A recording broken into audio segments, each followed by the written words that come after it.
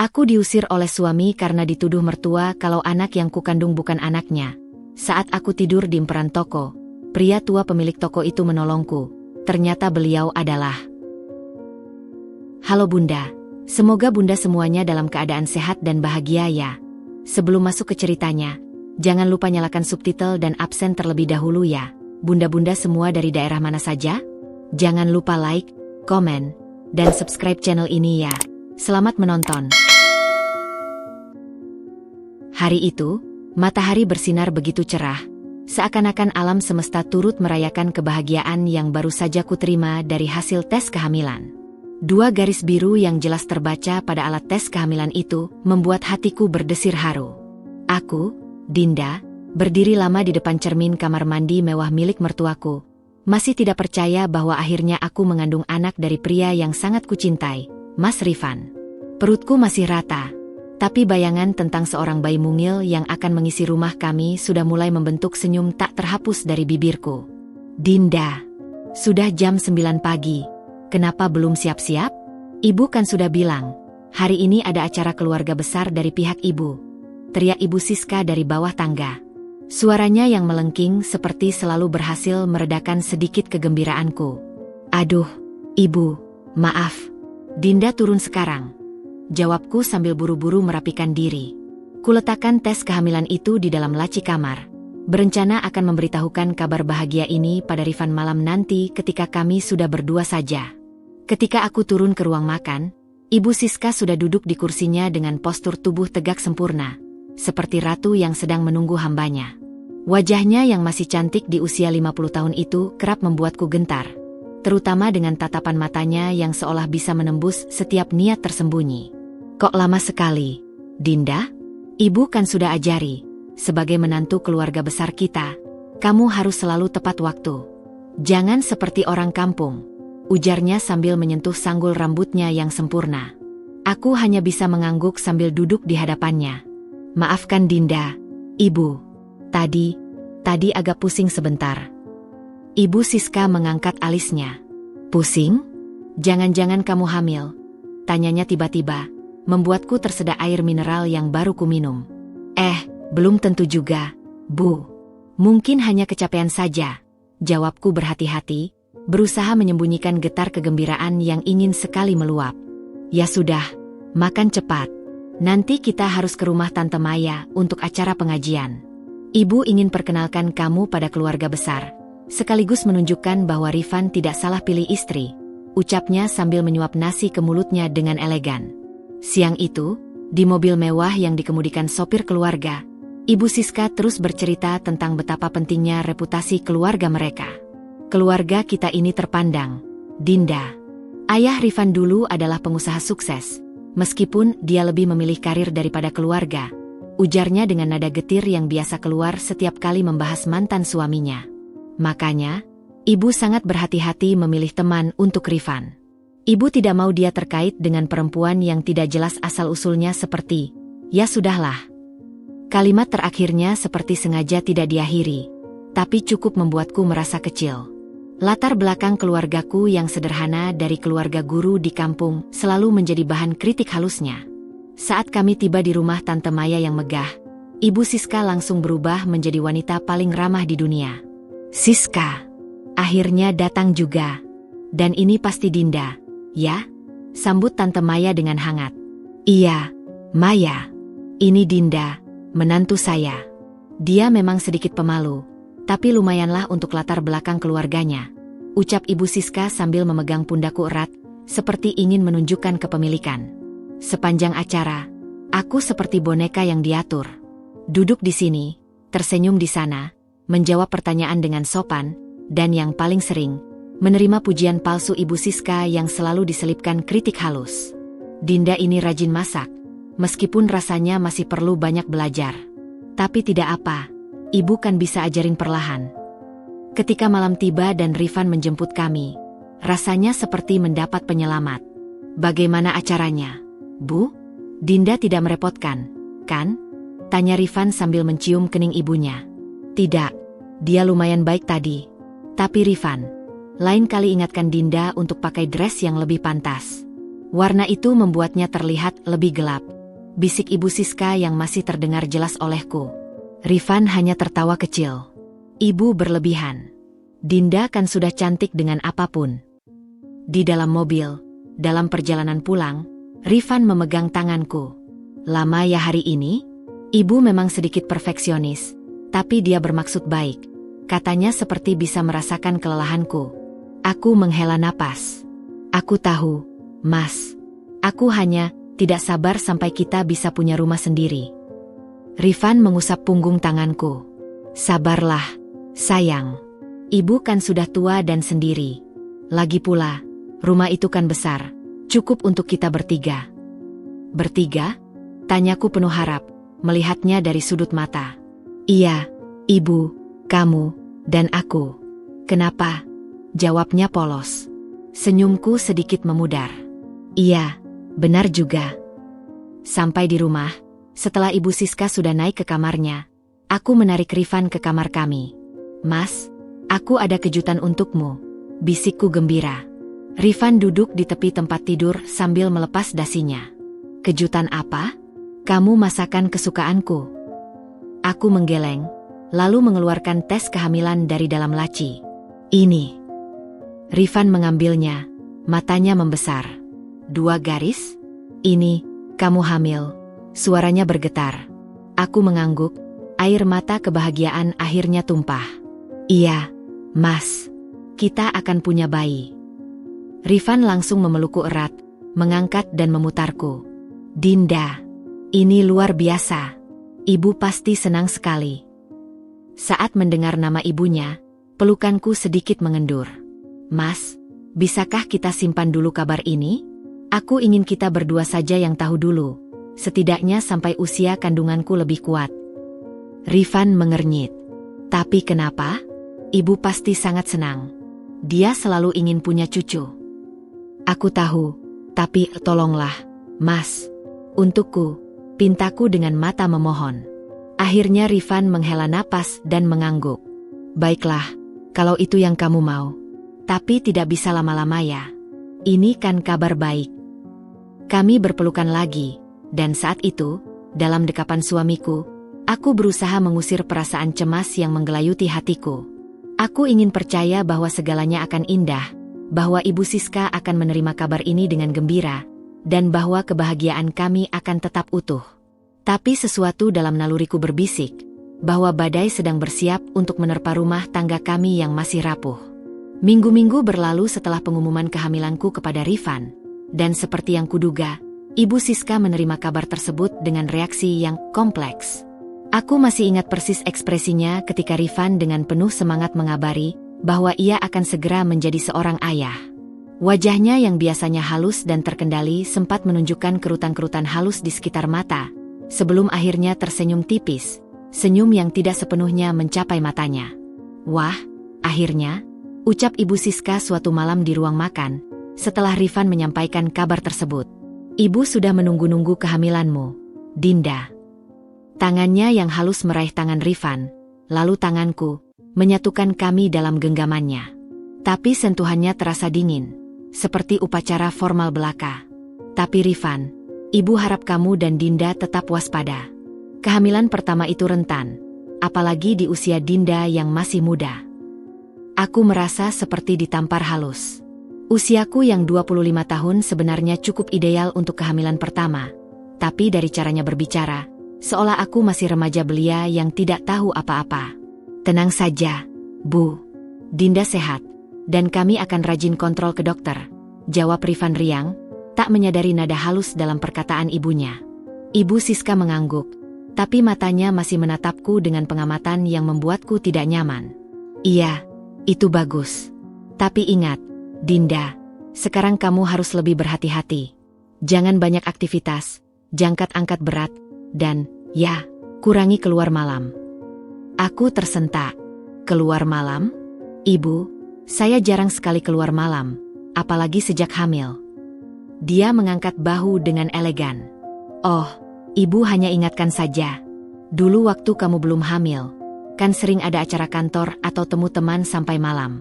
Ibu khawatir saja untuk kondisi bayi. Rifan yang sedang asyik memotong steaknya tiba-tiba menengadah. Ibu benar, Din. Sekarang kamu harus lebih banyak di rumah. Lagi pula, kan ada ibu yang bisa nemenin kalau aku dinas luar kota. Pertukaran pandang antara Ibu Siska dan Rifan membuat dadaku sesak. Seolah-olah mereka telah mencapai kesepakatan diam-diam tentang apa yang harus kulakukan selama kehamilan ini. Beberapa hari kemudian, Rifan harus pergi dinas selama 3 hari ke Surabaya. Aku mengantarnya ke pintu, memeluknya erat. Hati-hati di jalan.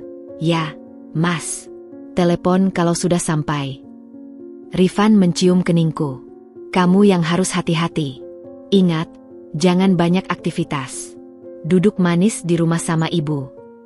Saat mobilnya menghilang di ujung jalan, Ibu Siska sudah berdiri di belakangku. Dinda, ayo masuk. Ibu mau ajak kamu ngobrol sebentar. Dia memimpinku ke ruang tamu mewah yang selalu membuatku merasa seperti tamu di rumah sendiri. Ruangan itu penuh dengan pajangan kristal dan perabotan antik yang harus kujaga agar tidak tersenggol. Ibu perhatikan, kamu dan Rifan akhir-akhir ini sangat mesra. Mulutnya sambil menyiram teh ke dalam cangkir kristal. Aku tersenyum. Alhamdulillah, Ibu. Sejak tahu saya hamil, Mas Rifan jadi lebih perhatian. Terlalu perhatian, menurut Ibu. Katanya tiba-tiba, membuat senyumku pudar. Ibu khawatir, nanti kalau Rifan tahu, ya sudahlah. Sensing sesuatu yang tidak beres, aku mendorongnya untuk terus berbicara. Khawatir tentang apa, Ibu? Ibu Siska menghela napas dramatis. Dinda, ibu ini sudah lama hidup. Ibu tahu bagaimana laki-laki. Mereka bisa sangat baik saat ini, tapi begitu tahu ada sesuatu yang mencurigakan. Sesuatu yang mencurigakan? Tanyaku, jantung berdebar tidak karuan. Dengar, Dinda. Ibu tidak mau ikut campur, tapi sebagai ibu Rifan, ibu harus melindunginya. Dia maju sedikit ke depan, suaranya berbisik. Waktu itu, ibu lihat kamu keluar sama si Andre itu. Minggu lalu, kan? Padahal Rifan lagi dinas. Aku tercengang. Ibu? Itu hanya kebetulan. Ibu, saya ketemu Andre di mall. Dia teman kantor saya. Kami hanya minum kopi sebentar, ngobrol tentang kabar kantor. Minum kopi berdua? Padahal kamu sudah menikah dan hamil. Ibu Siska menggeleng-geleng. Dinda, itu tidak pantas. Orang lain bisa salah paham. Tapi tidak ada apa-apa, Ibu. Andre hanya teman. Protesku, merasa dizalimi. Ibu percaya kamu, tapi Rifan. Dia menghela napas lagi. Rifan itu pencemburu, seperti ayahnya dulu. Kalau dia tahu kamu ketemu mantan pacarmu. Andre bukan mantan pacar saya. Tukasku, hampir kehilangan kesabaran. Iya, tenang. Ujarnya dengan tangan mengisyaratkan agar aku menenangkan diri. Tapi ibu lihat sendiri, dia sangat perhatian padamu. Membawakan tas, mempersilakan duduk, bahkan ibu lihat dia seperti menyentuh punggungmu.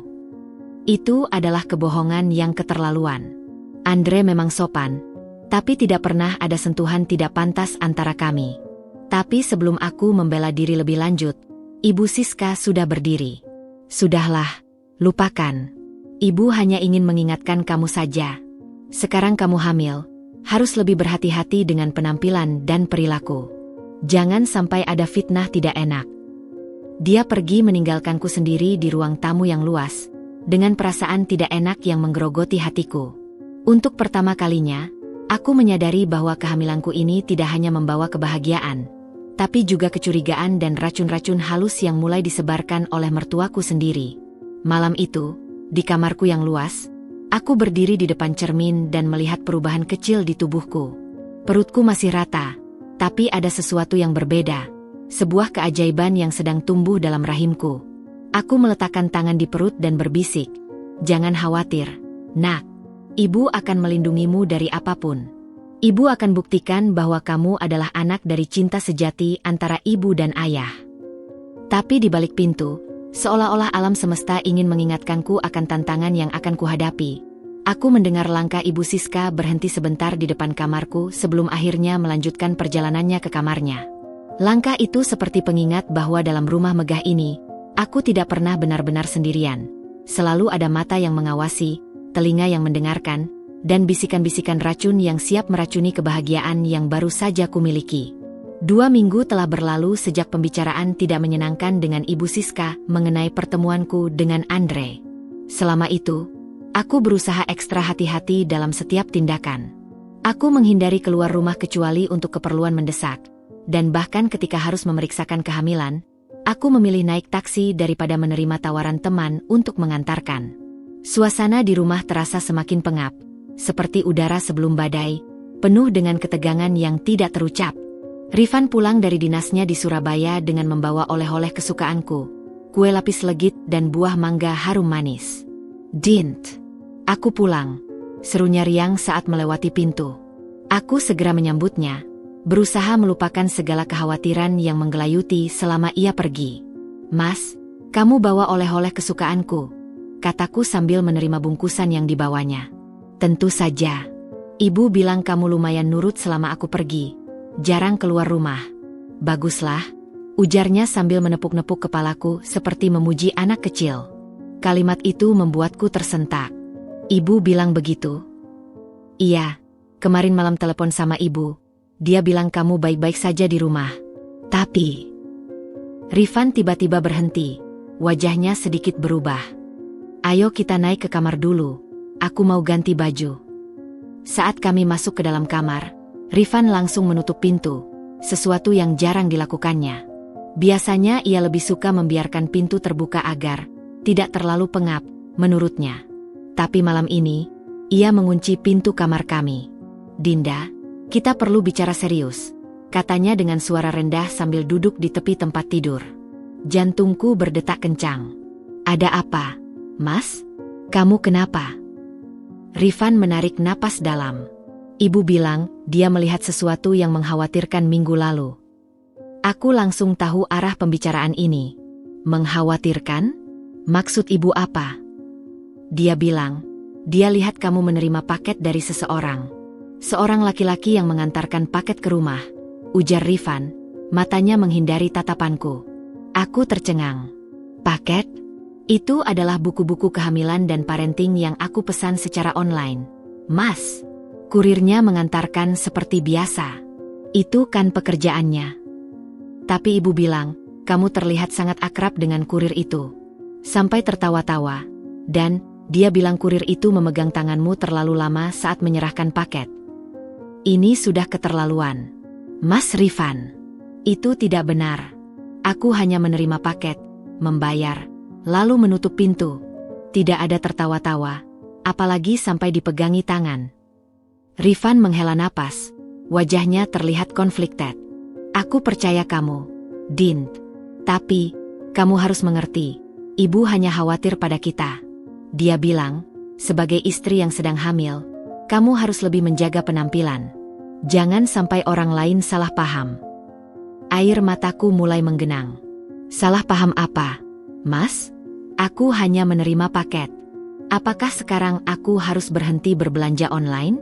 Berhenti menerima paket? Atau mungkin aku harus mengunci diri di kamar saja?" "Jangan dramatis, Dinda," ucap Rifan dengan nada sedikit kesal. "Ibu hanya mengingatkan. Lagi pula, dia punya pengalaman hidup yang lebih banyak dari kita." "Pengalaman hidup?" Suaraku mulai meninggi. "Pengalaman hidup seperti apa yang membuat ibu selalu mencurigai setiap gerak-gerikku? Setiap kali ada laki-laki yang berbicara padaku, dia selalu membuat cerita yang tidak-tidak." Rifan berdiri, wajahnya mulai memerah. "Dinda, jangan bicara seperti itu tentang ibu. Dia telah membesarkanku sendirian, berkorban untukku. Dia tahu seperti apa sakitnya dikhianati. Ini bukan tentang pengorbanan ibu, Mas. Ini tentang. Aku terisak, tidak mampu melanjutkan. "Aku ini istrimu, Mas. Ibu dari anakmu. Kenapa kamu lebih memilih untuk percaya pada ibumu daripada padaku?"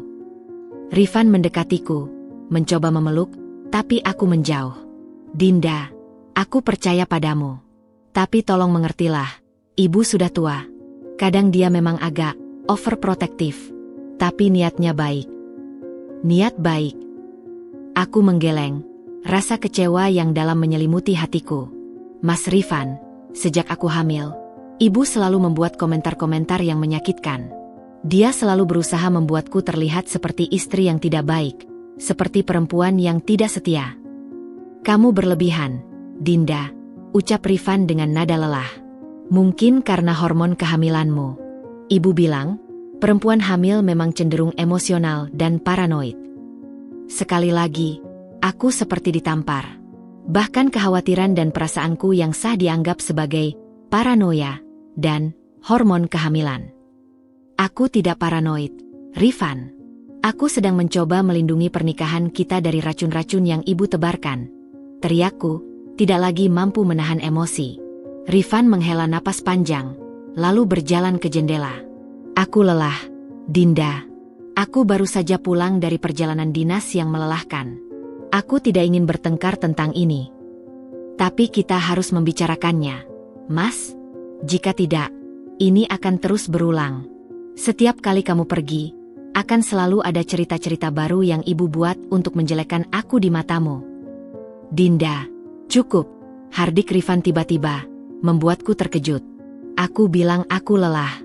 Masalah ini sudah selesai. Aku percaya padamu, tapi aku juga meminta kamu untuk lebih memahami perasaan ibu. Dia berbalik dan masuk ke kamar mandi, meninggalkanku sendirian di kamar dengan hati yang remuk. Air mata akhirnya tumpah deras. Ini adalah pertama kalinya Rifan membentakku sejak kami menikah. Ketika Rifan keluar dari kamar mandi, kami tidak saling berbicara. Dia tidur membelakangiku, sesuatu yang belum pernah terjadi sebelumnya. Di keheningan malam itu, aku berbaring sambil memandangi langit-langit kamar, merasakan retakan pertama dalam pernikahan kami. Retakan kecil yang mungkin tidak terlihat oleh mata, tapi terasa begitu dalam bagiku. Dan yang paling menyedihkan adalah, retakan itu sengaja dibuat oleh orang yang seharusnya mendukung kebahagiaan kami, ibu mertuaku sendiri. Aku memeluk perutku yang masih rata, berbisik pada janin dalam kandungan. Maafkan ibu, nak. Ibu berjanji akan memperjuangkan kita.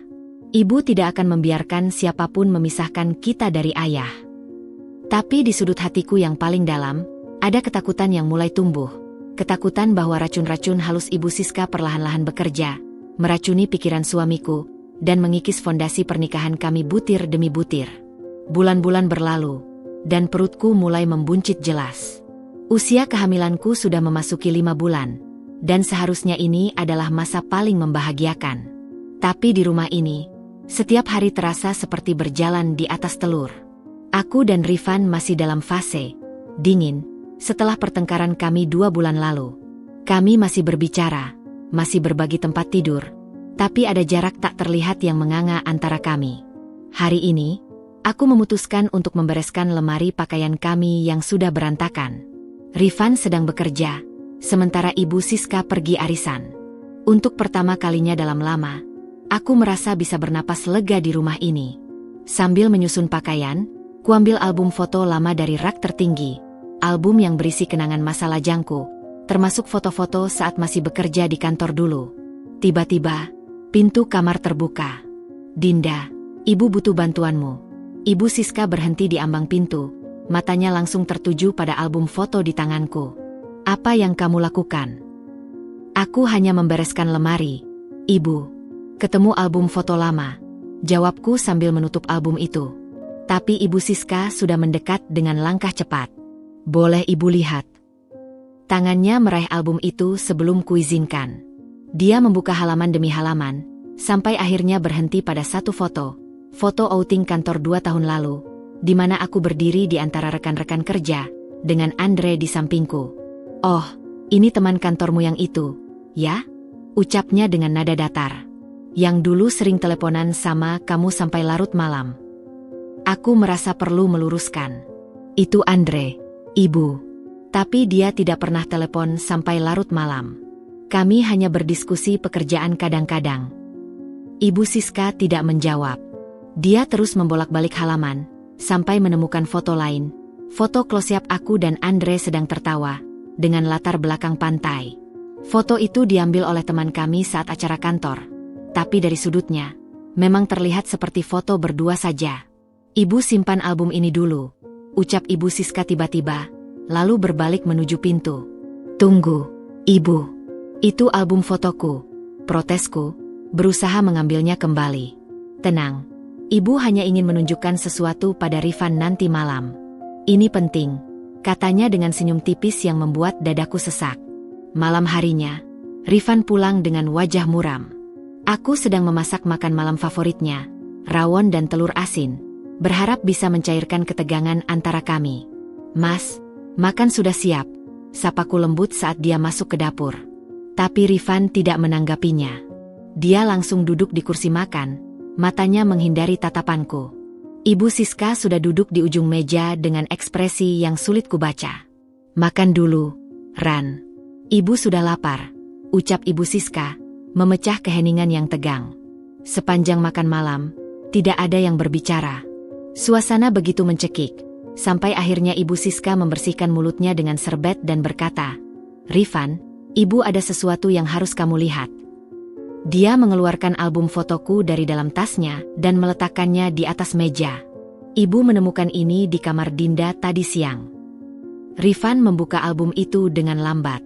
Aku bisa melihat raut wajahnya berubah saat matanya tertuju pada foto aku dan Andre.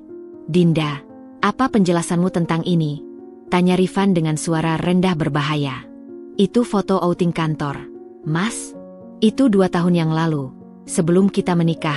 Jelasku, berusaha tetap tenang. Tapi Ibu Siska menyela. Tapi lihat, Ran. Lihat bagaimana mereka berdua. Sangat dekat. Dan ini. Dia membalik halaman ke foto lain. Lihat bagaimana Andre memandang Dinda. Ibu sebagai perempuan bisa merasakan, itu bukan pandangan biasa. Bukan seperti itu, Mas. Itu hanya foto biasa. Bantahku, panik mulai menyergap. Rifan menatapku, matanya penuh luka. Kamu bilang tidak ada apa-apa dengan Andre. Tapi di foto-foto ini, kalian terlihat sangat dekat. Kami memang teman dekat, tapi tidak lebih. Tukasku, berusaha meyakinkannya. Ibu Siska mengambil alih lagi. Dinda, jujurlah pada suamimu. Ibu tahu, waktu Rifan sering dinas luar kota di awal pernikahan kalian, kamu sering keluar malam. Ibu lihat sendiri. Itu adalah kebohongan besar. Itu tidak benar. Aku tidak pernah. Lalu bagaimana dengan ini? Rifan tiba-tiba mengeluarkan secari kertas dari saku celananya. Ibu memberikan ini padaku. Ini printout chat antara kamu dan Andre. Aku tercengang. Chat? Aku dan Andre tidak pernah chat kecuali urusan pekerjaan. Kuambil kertas itu dan membacanya. Isinya adalah percakapan mesra antara 2 orang yang jelas-jelas bukan aku dan Andre. Bahasa dan gayanya sama sekali tidak seperti cara kami berbicara. Ini bukan chatku, Rifan. Ini palsu, teriakku, gemetar. Ibu dapatkan ini dari teman yang bekerja di provider telepon, ucap Ibu Siska dengan wajah innocent. Awalnya ibu tidak percaya, tapi setelah lihat foto-foto ini. Rifan berdiri, wajahnya pucat. Jadi selama ini kamu berbohong padaku? Kamu dan Andre? Tidak, Mas. Aku bersumpah. Itu bukan chatku. Tanyakan langsung pada Andre. Tangisku, histeris. Dan biarkan seluruh dunia tahu kalau istriku berselingkuh. Hardik Rifan. Dinda, bagaimana kamu bisa? Aku menarik napas dalam, berusaha menenangkan diri. Rifan, dengar aku. Aku akan jujur padamu. Memang, dulu sebelum kita menikah, Andre pernah menyukaiku. Tapi aku sudah menolaknya dengan jelas. Aku memilih kamu. Sejak kita menikah, tidak pernah ada yang tidak pantas antara kami. Dia hanya teman. Itu pun sekarang sudah jarang berkomunikasi. Keheningan yang menyergap setelah pengakuanku itu lebih menakutkan daripada teriakan. Wajah Rifan berubah dari kemarahan menjadi sesuatu yang lebih dalam, kekecewaan yang menusuk. Jadi, kamu tahu dia menyukaimu, dan kamu tetap berteman dengannya? Bahkan setelah menikah, suara Rifan bergetar. Aku pikir tidak ada salahnya selama kita tahu batasannya. Batasannya? Rifan memotong, suaranya meninggi. Batasan apa?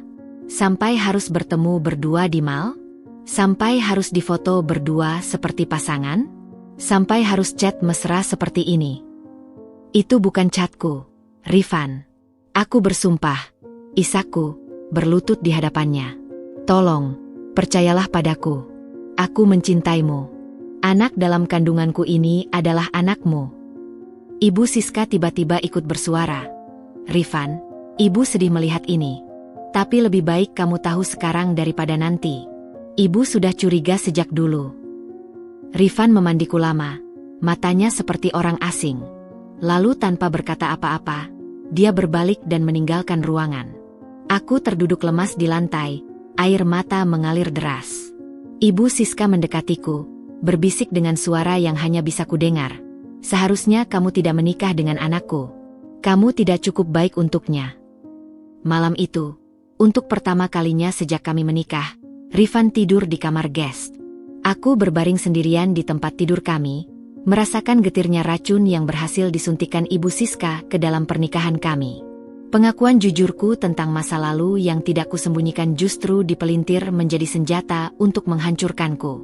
Dan yang paling menyakitkan, Rifan, pria yang kucintai, lebih memilih mempercayai bukti-bukti palsu dan bisikan ibunya daripada kata-kata istrinya yang sedang mengandung anaknya. 3 hari telah berlalu sejak insiden album foto dan chat palsu itu. 3 hari di mana Rifan tidak berbicara sepatah kata pun padaku. Dia tidur di kamar tamu, makan sebelum aku turun ke ruang makan, dan pulang kerja lebih larut dari biasanya. Setiap kali aku mencoba mendekatinya, dia berbalik dan pergi. Rasanya seperti dihukum tanpa diberi kesempatan untuk membela diri. Hari ini, aku memutuskan untuk mengambil langkah drastis. Aku sudah membuat janji dengan Andre. Dengan sepengetahuan dan persetujuan Rifan, aku berharap untuk bertemu dan menjelaskan segala sesuatunya secara langsung. Aku juga sudah menghubungi teman yang bekerja di provider telepon untuk membuktikan bahwa chat itu palsu. Ini adalah upaya terakhirku untuk menyelamatkan pernikahan kami. Saat aku turun ke ruang makan pagi ini, dengan berani ku dekati Rifan yang sedang membaca koran. Mas, aku mau keluar sebentar. Ketemu Andre.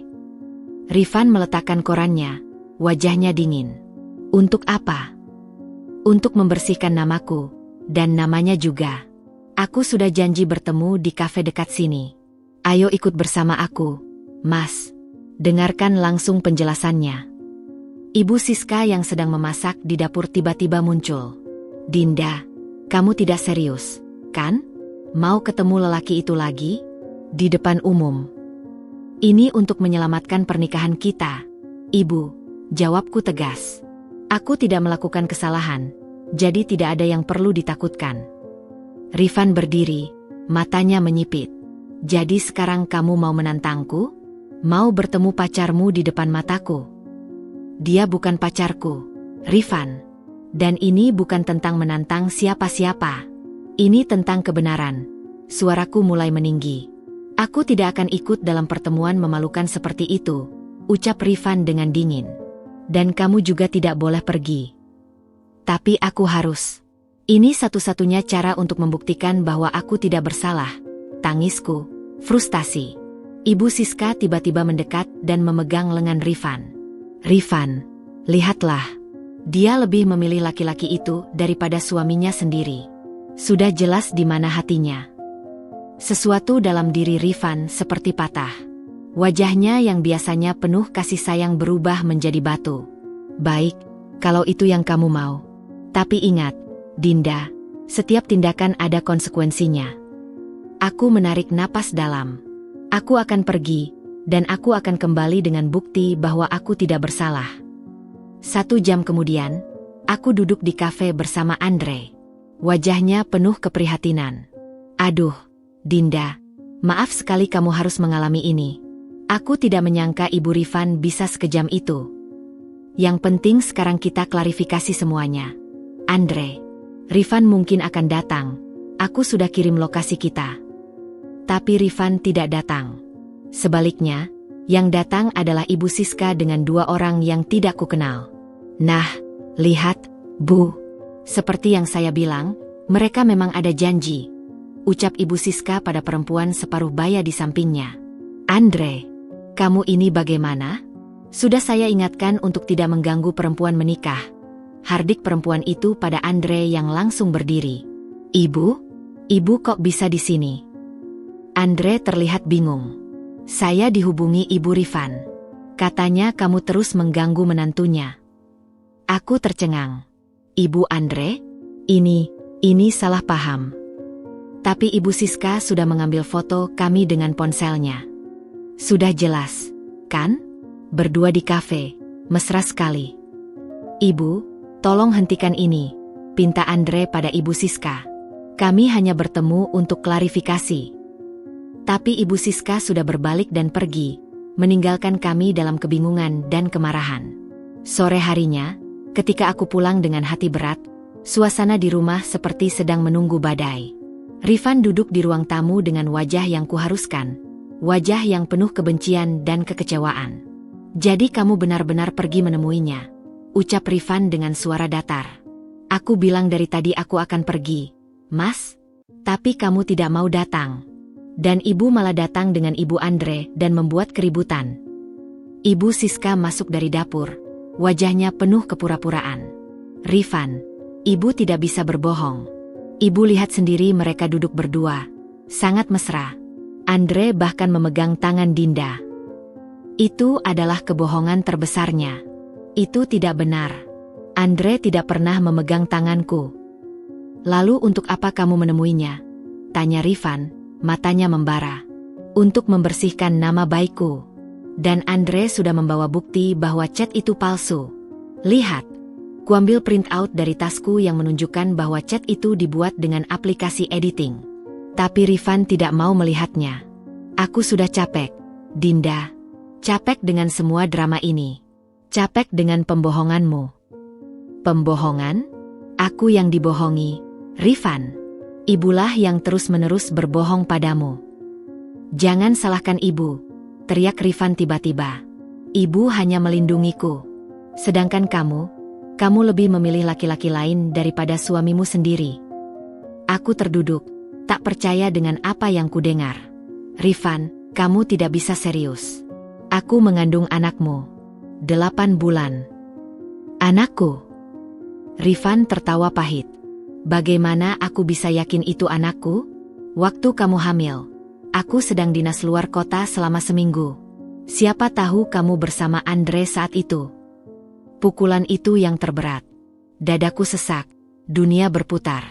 Kamu benar-benar percaya anak ini bukan anakmu? Ibu Siska mendekat, wajahnya penuh kemenangan. Lebih baik kamu mengaku saja, Dinda. Kami akan berusaha memaafkanmu. Tapi aku sudah lelah. Lelah berjuang sendirian. Lelah membela kebenaran yang tidak dianggap penting. Aku melihat wajah Rifan, pria yang kucintai, yang sekarang menjadi orang asing yang penuh kebencian. Baik, kataku dengan suara lirih, air mata sudah tidak lagi mengalir. Kalau itu yang kalian percayai, aku tidak bisa berbuat apa-apa lagi. Aku berdiri, tubuhku gemetar. Tapi ketahuilah, Rifan, suatu hari nanti kamu akan menyadari kesalahanmu.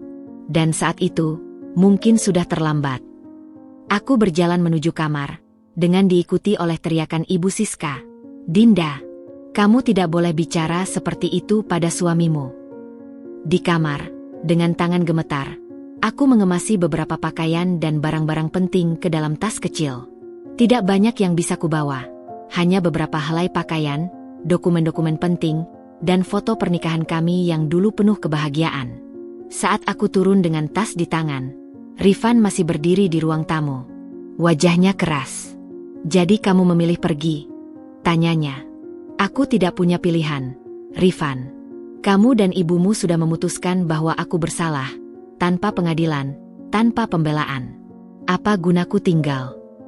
Ibu Siska tiba-tiba melemparkan amplop coklat ke meja. Ini uang untuk kamu. Anggap saja sebagai pesangon. Tapi ingat, kamu tidak boleh menuntut apa-apa lagi dari keluarga kami. Aku memandang amplop itu, lalu memandang Rifan. Kamu setuju dengan ini? Rifan diam sebentar, lalu menganggap pelan. Ambil saja. Untuk biaya melahirkanmu. Kata-katanya seperti pisau yang mengoyak-ngoyak hatiku. Jadi selama ini, yang dipikirkannya adalah bahwa anak ini bukan anaknya. Bahwa aku telah menipunya. Dengan tangan gemetar, kuambil amplop itu. "Terima kasih," bisikku, suaraku parau. "Selamat tinggal, Rifan." Aku berbalik dan berjalan menuju pintu. Saat tanganku memegang gagang pintu, Rifan tiba-tiba bersuara, "Dinda." Aku berbalik, masih ada secercah harapan di hatiku yang hancur. Tapi yang kudengar adalah, "Jangan coba-coba menghubungi aku atau keluargaku lagi." Pintu tertutup di belakangku, dan aku berdiri di luar rumah yang dulu kusebut rumahku, di malam yang gelap, sendirian, dengan perut 8 bulan yang membesar, dan hati yang remuk redam. Air mata akhirnya tumpah lagi, tapi kali ini, air mata itu bukan lagi air mata kesedihan, melainkan air mata keputusasaan. Aku berjalan tanpa arah, tidak tahu harus kemana. Keluargaku tinggal di kota yang jauh, dan aku tidak mau merepotkan mereka dengan masalah ini. Teman-teman, mungkin mereka akan memihakku, tapi aku terlalu malu untuk mengakui bahwa pernikahanku hancur karena fitnah seperti ini. Hujan mulai rintik-rintik, membasahi jalanan dan tubuhku yang menggigil. Di kejauhan, aku melihat emperan toko yang tampaknya sudah tutup. Itu satu-satunya tempat yang bisa kutuju untuk berteduh. Dengan sisa tenaga, aku berjalan menuju emperan toko itu, duduk di lantai yang dingin, dan memeluk lututku. Perutku bergerak-gerak, seakan bayi dalam kandunganku ikut merasakan kepedihan ibunya. "Ini salah ibu, nak," bisikku pada perutku. "Ibu tidak bisa melindungimu. Ibu tidak tahu harus bagaimana lagi." Kepalaku tertunduk, tubuhku menggigil kedinginan, dan dalam keputusasaan yang paling dalam, aku menutup mata, berharap semua ini hanya mimpi buruk yang akan berakhir ketika aku terbangun. Tapi ini kenyataan. Kenyataan pahit bahwa aku telah diusir dari rumahku sendiri oleh suami yang dulu bersumpah akan mencintaiku dalam suka dan duka, dan oleh mertua yang telah berhasil menghancurkan hidupku dengan fitnah-fitnah kejinya. Dan di emperan toko yang gelap dan dingin itu, untuk pertama kalinya dalam hidupku, aku benar-benar merasa sendiri. Malam itu adalah malam terpanjang dan terkelam dalam hidupku. Dinginnya lantai beton di emperan toko merambat melalui pakaian tipis yang kukenakan, menyentuh tulang-tulangku hingga menggigil tak terkendali. Hujan yang awalnya hanya rintik-rintik telah berubah menjadi curahan deras, menyapu jalanan sepi dan kadang menyiram tubuhku dengan percikan air yang membuatku semakin kedinginan. Aku meringkuk, berusaha melindungi perutku yang membesar, berbisik-bisik memohon maaf pada bayi dalam kandunganku yang tak berdosa. "Maaf nak, ibu tidak bisa memberimu tempat yang layak. Ibu tidak tahu harus bagaimana lagi." Isakku lemah, suaraku tenggelam dalam deru angin dan rintikan hujan. Beberapa kali aku berusaha berdiri, berharap bisa menemukan tempat yang lebih baik, tapi kakiku yang lemah dan tubuh yang gemetar tak mampu membawaku jauh. Aku terpaksa kembali duduk, bersandar di pintu toko yang terkunci, mencoba mencari sedikit kehangatan dari kayu pintu yang ternyata sama dinginnya dengan hatiku. Tiba-tiba, suara derit pintu membuatku tersentak kaget. Cahaya kuning yang hangat menyapu wajahku yang basah oleh air mata dan hujan. "Ya ampun, nak, bangun. Kamu tidak bisa tidur di sini." Seorang pria tua berjubah tebal berdiri di depanku, wajahnya penuh kecemasan. Tangannya yang berurat meraih bahuku dengan lembut. "Ayo masuk, nak. Kamu basah kuyup dan kedinginan. Ini tidak baik untukmu dan bayi," katanya, suaranya dalam dan menenangkan. Aku mencoba berdiri, tapi kakiku menyerah. Pria tua itu dengan sigap menyangga tubuhku, hampir mengangkatku sepenuhnya. "Tenang, saya bantu," bisiknya. Dia membawaku masuk ke dalam toko kelontong sederhana yang ternyata juga berfungsi sebagai tempat tinggalnya. Aroma rempah-rempah dan kayu tua memenuhi udara. Ruangan itu sederhana tapi terasa sangat hangat, baik secara harfiah maupun maknawi. "Duduklah di sini," ujarnya sambil menuntunku ke sebuah kursi kayu di belakang konter. "Saya akan ambil selimut dan air hangat." Dia kembali beberapa saat kemudian dengan selimut tebal dan segelas air teh hangat. "Minum ini dulu." Perlahan. Tanganku masih gemetar saat menerima gelas itu. Kehangatan teh menyebar melalui telapak tanganku, memberikan sedikit kenyamanan pada tubuhku yang kedinginan. "Terima kasih, Pak," bisikku, suaraku serak. Dia duduk di depanku, Matanya yang bijak memandangiku penuh perhatian. Kamu dari mana, nak? Dan dalam kondisi hamil besar begini, kenapa sampai tidur di emperan toko? Air mataku kembali mengalir. Cerita itu tercekat di tenggorokanku, terhambat oleh isakan yang tak terbendung. Tenang, tidak usah terburu-buru, katanya lembut. Namamu siapa?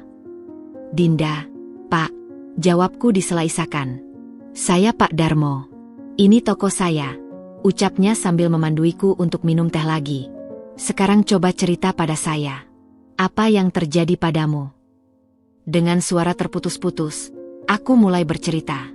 Tentang pernikahanku dengan Rifan, tentang mertuaku yang selalu mencurigai, tentang fitnah keji yang dilancarkan Ibu Siska, dan tentang pengusiran oleh suamiku sendiri yang mempercayai semua kebohongan itu.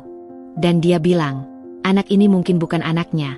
Pak, bisikku, menatap gelas teh di tanganku. Padahal aku tidak pernah berselingkuh. Tidak pernah. Pak Darmo menghela napas panjang. Wajahnya menunjukkan keprihatinan yang mendalam. Dunia ini kadang tidak adil, nak. Tapi percayalah, kebenaran tidak akan selamanya terpendam. Dia berdiri. Sekarang, kamu butuh istirahat. Saya ada kamar kosong di lantai atas. Kecil saja, tapi bersih dan hangat. Aku menggeleng. Saya tidak mau merepotkan, Pak. Cukup tolong sampai hujan reda saja. Jangan bicara begitu, potongnya dengan tegas tapi tetap lembut. Kamu dan bayi butuh tempat yang layak. Saya tidak akan bisa tidur tenang kalau membiarkan perempuan hamil tidur di emperan toko. Dia membawaku ke lantai atas melalui tangga kayu sempit. Kamar itu memang kecil, hanya berisi tempat tidur tunggal, meja kecil, dan lemari sederhana. Tapi bersih dan rapi, dengan selimut bersih yang sudah disiapkan. Tidurlah, nak. Besok kita bicara lagi, ucap Pak Darmo sebelum menutup pintu. Tapi aku tidak bisa tidur. Tubuhku lelah, tapi pikiranku terus berputar pada kenangan-kenangan dengan Rifan. Pada bagaimana dia dulu begitu penyayang, bagaimana dia selalu melindungiku, dan bagaimana semua itu berubah menjadi kebencian dalam sekejap. Beberapa jam kemudian, aku mendengar ketukan lembut di pintu. Masih terjaga, suara Pak Darmo dari balik pintu. Ayah, Pak, jawabku sambil membuka pintu. Dia membawa semangkuk bubur hangat. Saya masak bubur. Kamu harus makan untuk kekuatanmu dan bayi. Air mataku kembali menetes. Kebaikan pria tua yang baru ku kenal ini begitu kontras dengan perlakuan keluarga yang seharusnya paling mencintaiku. Kenapa Pak Darmo begitu baik pada saya? Saya hanya orang asing, tanyaku sambil menerima mangkuk bubur. Dia duduk di kursi kecil dekat tempat tidur. Karena saya tahu bagaimana rasanya diusir dari keluarga sendiri, Dinda. Matanya menerawang, seolah melihat ke masa lalu yang jauh. Dulu, saya adalah ayah yang egois. Saya memilih karir di luar negeri daripada mengurus keluarga. Saya pikir dengan mengirim uang, saya sudah menjadi ayah dan suami yang baik. Dia menghela napas. Sampai suatu hari, istri saya meninggal. Saya pulang, berpikir akan berbaikan dengan anak saya. Tapi dia mengusir saya. Dia bilang saya bukan ayahnya lagi. Lalu kenapa Pak Darmo tidak memaksakan diri? Mungkin anak bapak hanya butuh waktu, kataku. Pak Darmo menggeleng. Tidak semudah itu. Ibu anak saya, istri saya, telah membesarkannya dengan kebencian pada saya. Dia bilang saya meninggalkan mereka untuk perempuan lain, padahal tidak benar. Saya hanya terlalu mencintai pekerjaan saya. Jadi sekarang bapak tinggal sendirian di sini? Tanyaku penuh simpati. Dia mengangguk. Saya membeli toko ini, hidup sederhana. Setiap hari saya berdoa semoga suatu hari anak saya mau memaafkan saya. Saya ingin sekali bertemu cucu saya. Suaranya tercekat di akhir kalimat.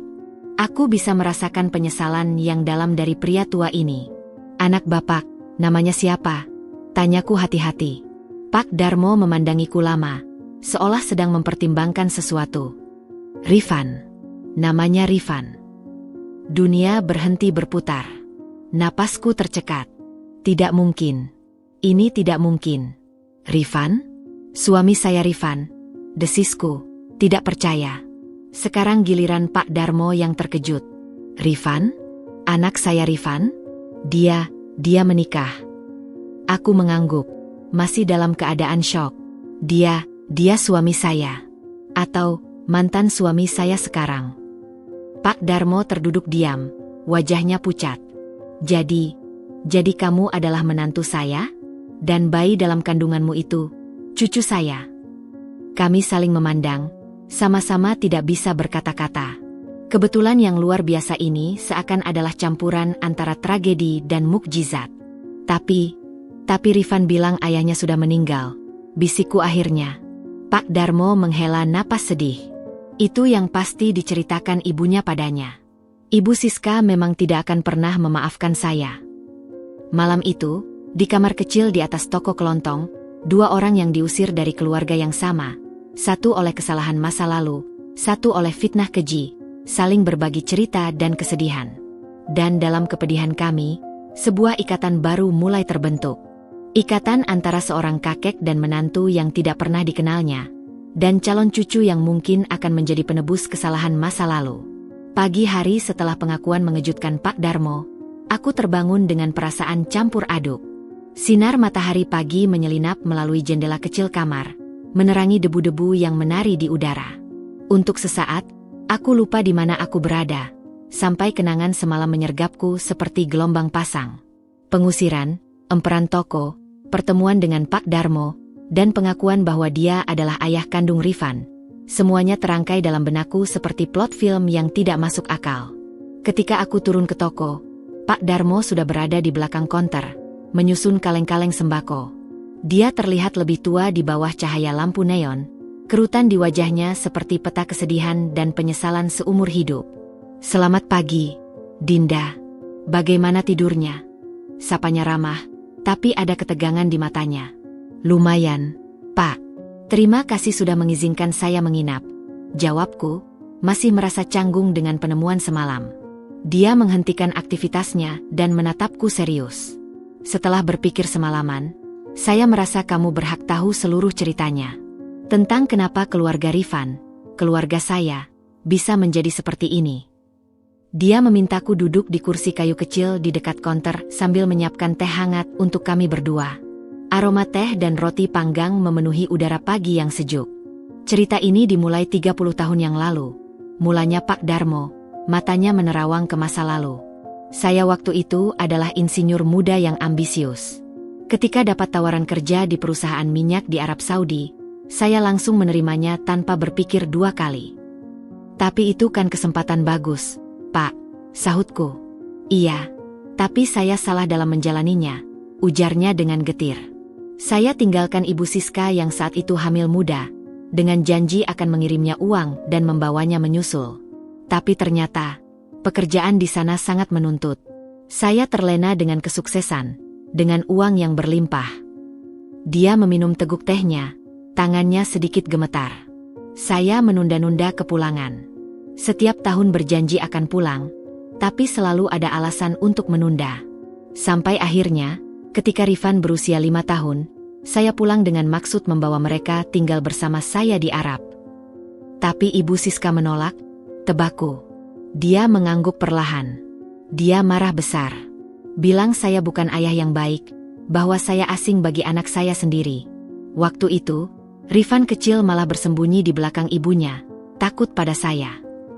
Aku bisa membayangkan betapa sakitnya pengalaman itu bagi seorang ayah. Lalu kenapa Bapak tidak tetap tinggal? Membuktikan bahwa Bapak ingin berubah. Saya mencoba, Dinda. Tapi Ibu Siska sudah terluka terlalu dalam. Dia bilang lebih baik saya pergi dan tidak kembali lagi. Bahwa mereka tidak butuh saya. Air mata mulai menggenang di matanya. Saya yang bodoh waktu itu. Saya lebih memilih ego saya. Saya kembali ke Arab, berpikir mereka akan berubah pikiran. Dan Bapak tidak pernah kembali lagi. 7 tahun kemudian, saya dapat kabar bahwa Ibu Siska sakit keras. Saya buru-buru pulang, tapi suaranya tercekat. Saya terlambat. Dia sudah meninggal seminggu sebelumnya. "Aduh, Pak," bisikku penuh simpati. Saat itulah saya menyadari kesalahan besar saya. Saya mencari Rifan yang waktu itu sudah remaja, tinggal bersama bibinya. Tapi dia mengusir saya. Bilang saya pembunuh ibunya, bahwa ibu meninggal karena stres ditinggalkan saya. Pak Darmo mengusap air matanya. Dia bilang lebih baik saya mati saja, seperti yang selama ini dia kira. Aku terdiam, mencerna semua cerita ini. Sekarang aku mengerti mengapa Ibu Siska begitu protektif pada Rifan, dan mengapa dia begitu membenci kehadiranku. Dia takut kehilangan anaknya seperti dulu dia kehilangan suaminya. Jadi selama ini Rifan mengira Bapak sudah meninggal? Tanyaku.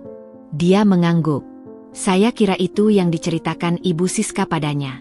Setelah diusir Rifan, saya putuskan untuk tetap tinggal di Indonesia. Membeli toko ini, hidup sederhana. Setiap hari saya berharap suatu hari Rifan akan mencari saya, atau setidaknya saya bisa melihatnya dari jauh. Dia memandangku penuh harap. Sekarang, bisakah kamu ceritakan tentang Rifan? Tentang kehidupan kalian? Apakah dia bahagia? Pertanyaan itu seperti pisau yang mengoyak hatiku. Dulu kami bahagia, Pak. Sebelum Ibu Siska meracuni pikirannya. Aku mulai bercerita tentang pernikahan kami, tentang bagaimana Rifan adalah suami yang penyayang sebelum ibunya campur tangan, tentang pekerjaannya yang baik, tentang rumah mewah yang mereka tinggali, dan tentang betapa dikendalikannya Rifan oleh ibunya. Saya paham sekarang, ucap Pak Darmo setelah aku selesai. Ibu Siska membesarkan Rifan dengan kebencian pada saya, dan sekarang dia melakukan hal yang sama padamu. Dia takut kehilangan anaknya, seperti dulu. Tapi sesuatu masih mengganjal di pikiranku. Pak, ada satu hal yang masih membuat saya penasaran. Kenapa Bapak tidak mencoba menghubungi Rifan lagi? Setelah dia dewasa. Pak Darmo menghela napas. Pernah, 3 tahun yang lalu. Saya kirim surat ke alamatnya, menjelaskan segalanya, meminta maaf. Tapi tidak ada jawaban. Kemudian saya tahu dari tetangganya bahwa Ibu Siska yang menerima surat itu, dan dia mengancam akan melaporkan saya ke polisi jika saya mendekati mereka lagi.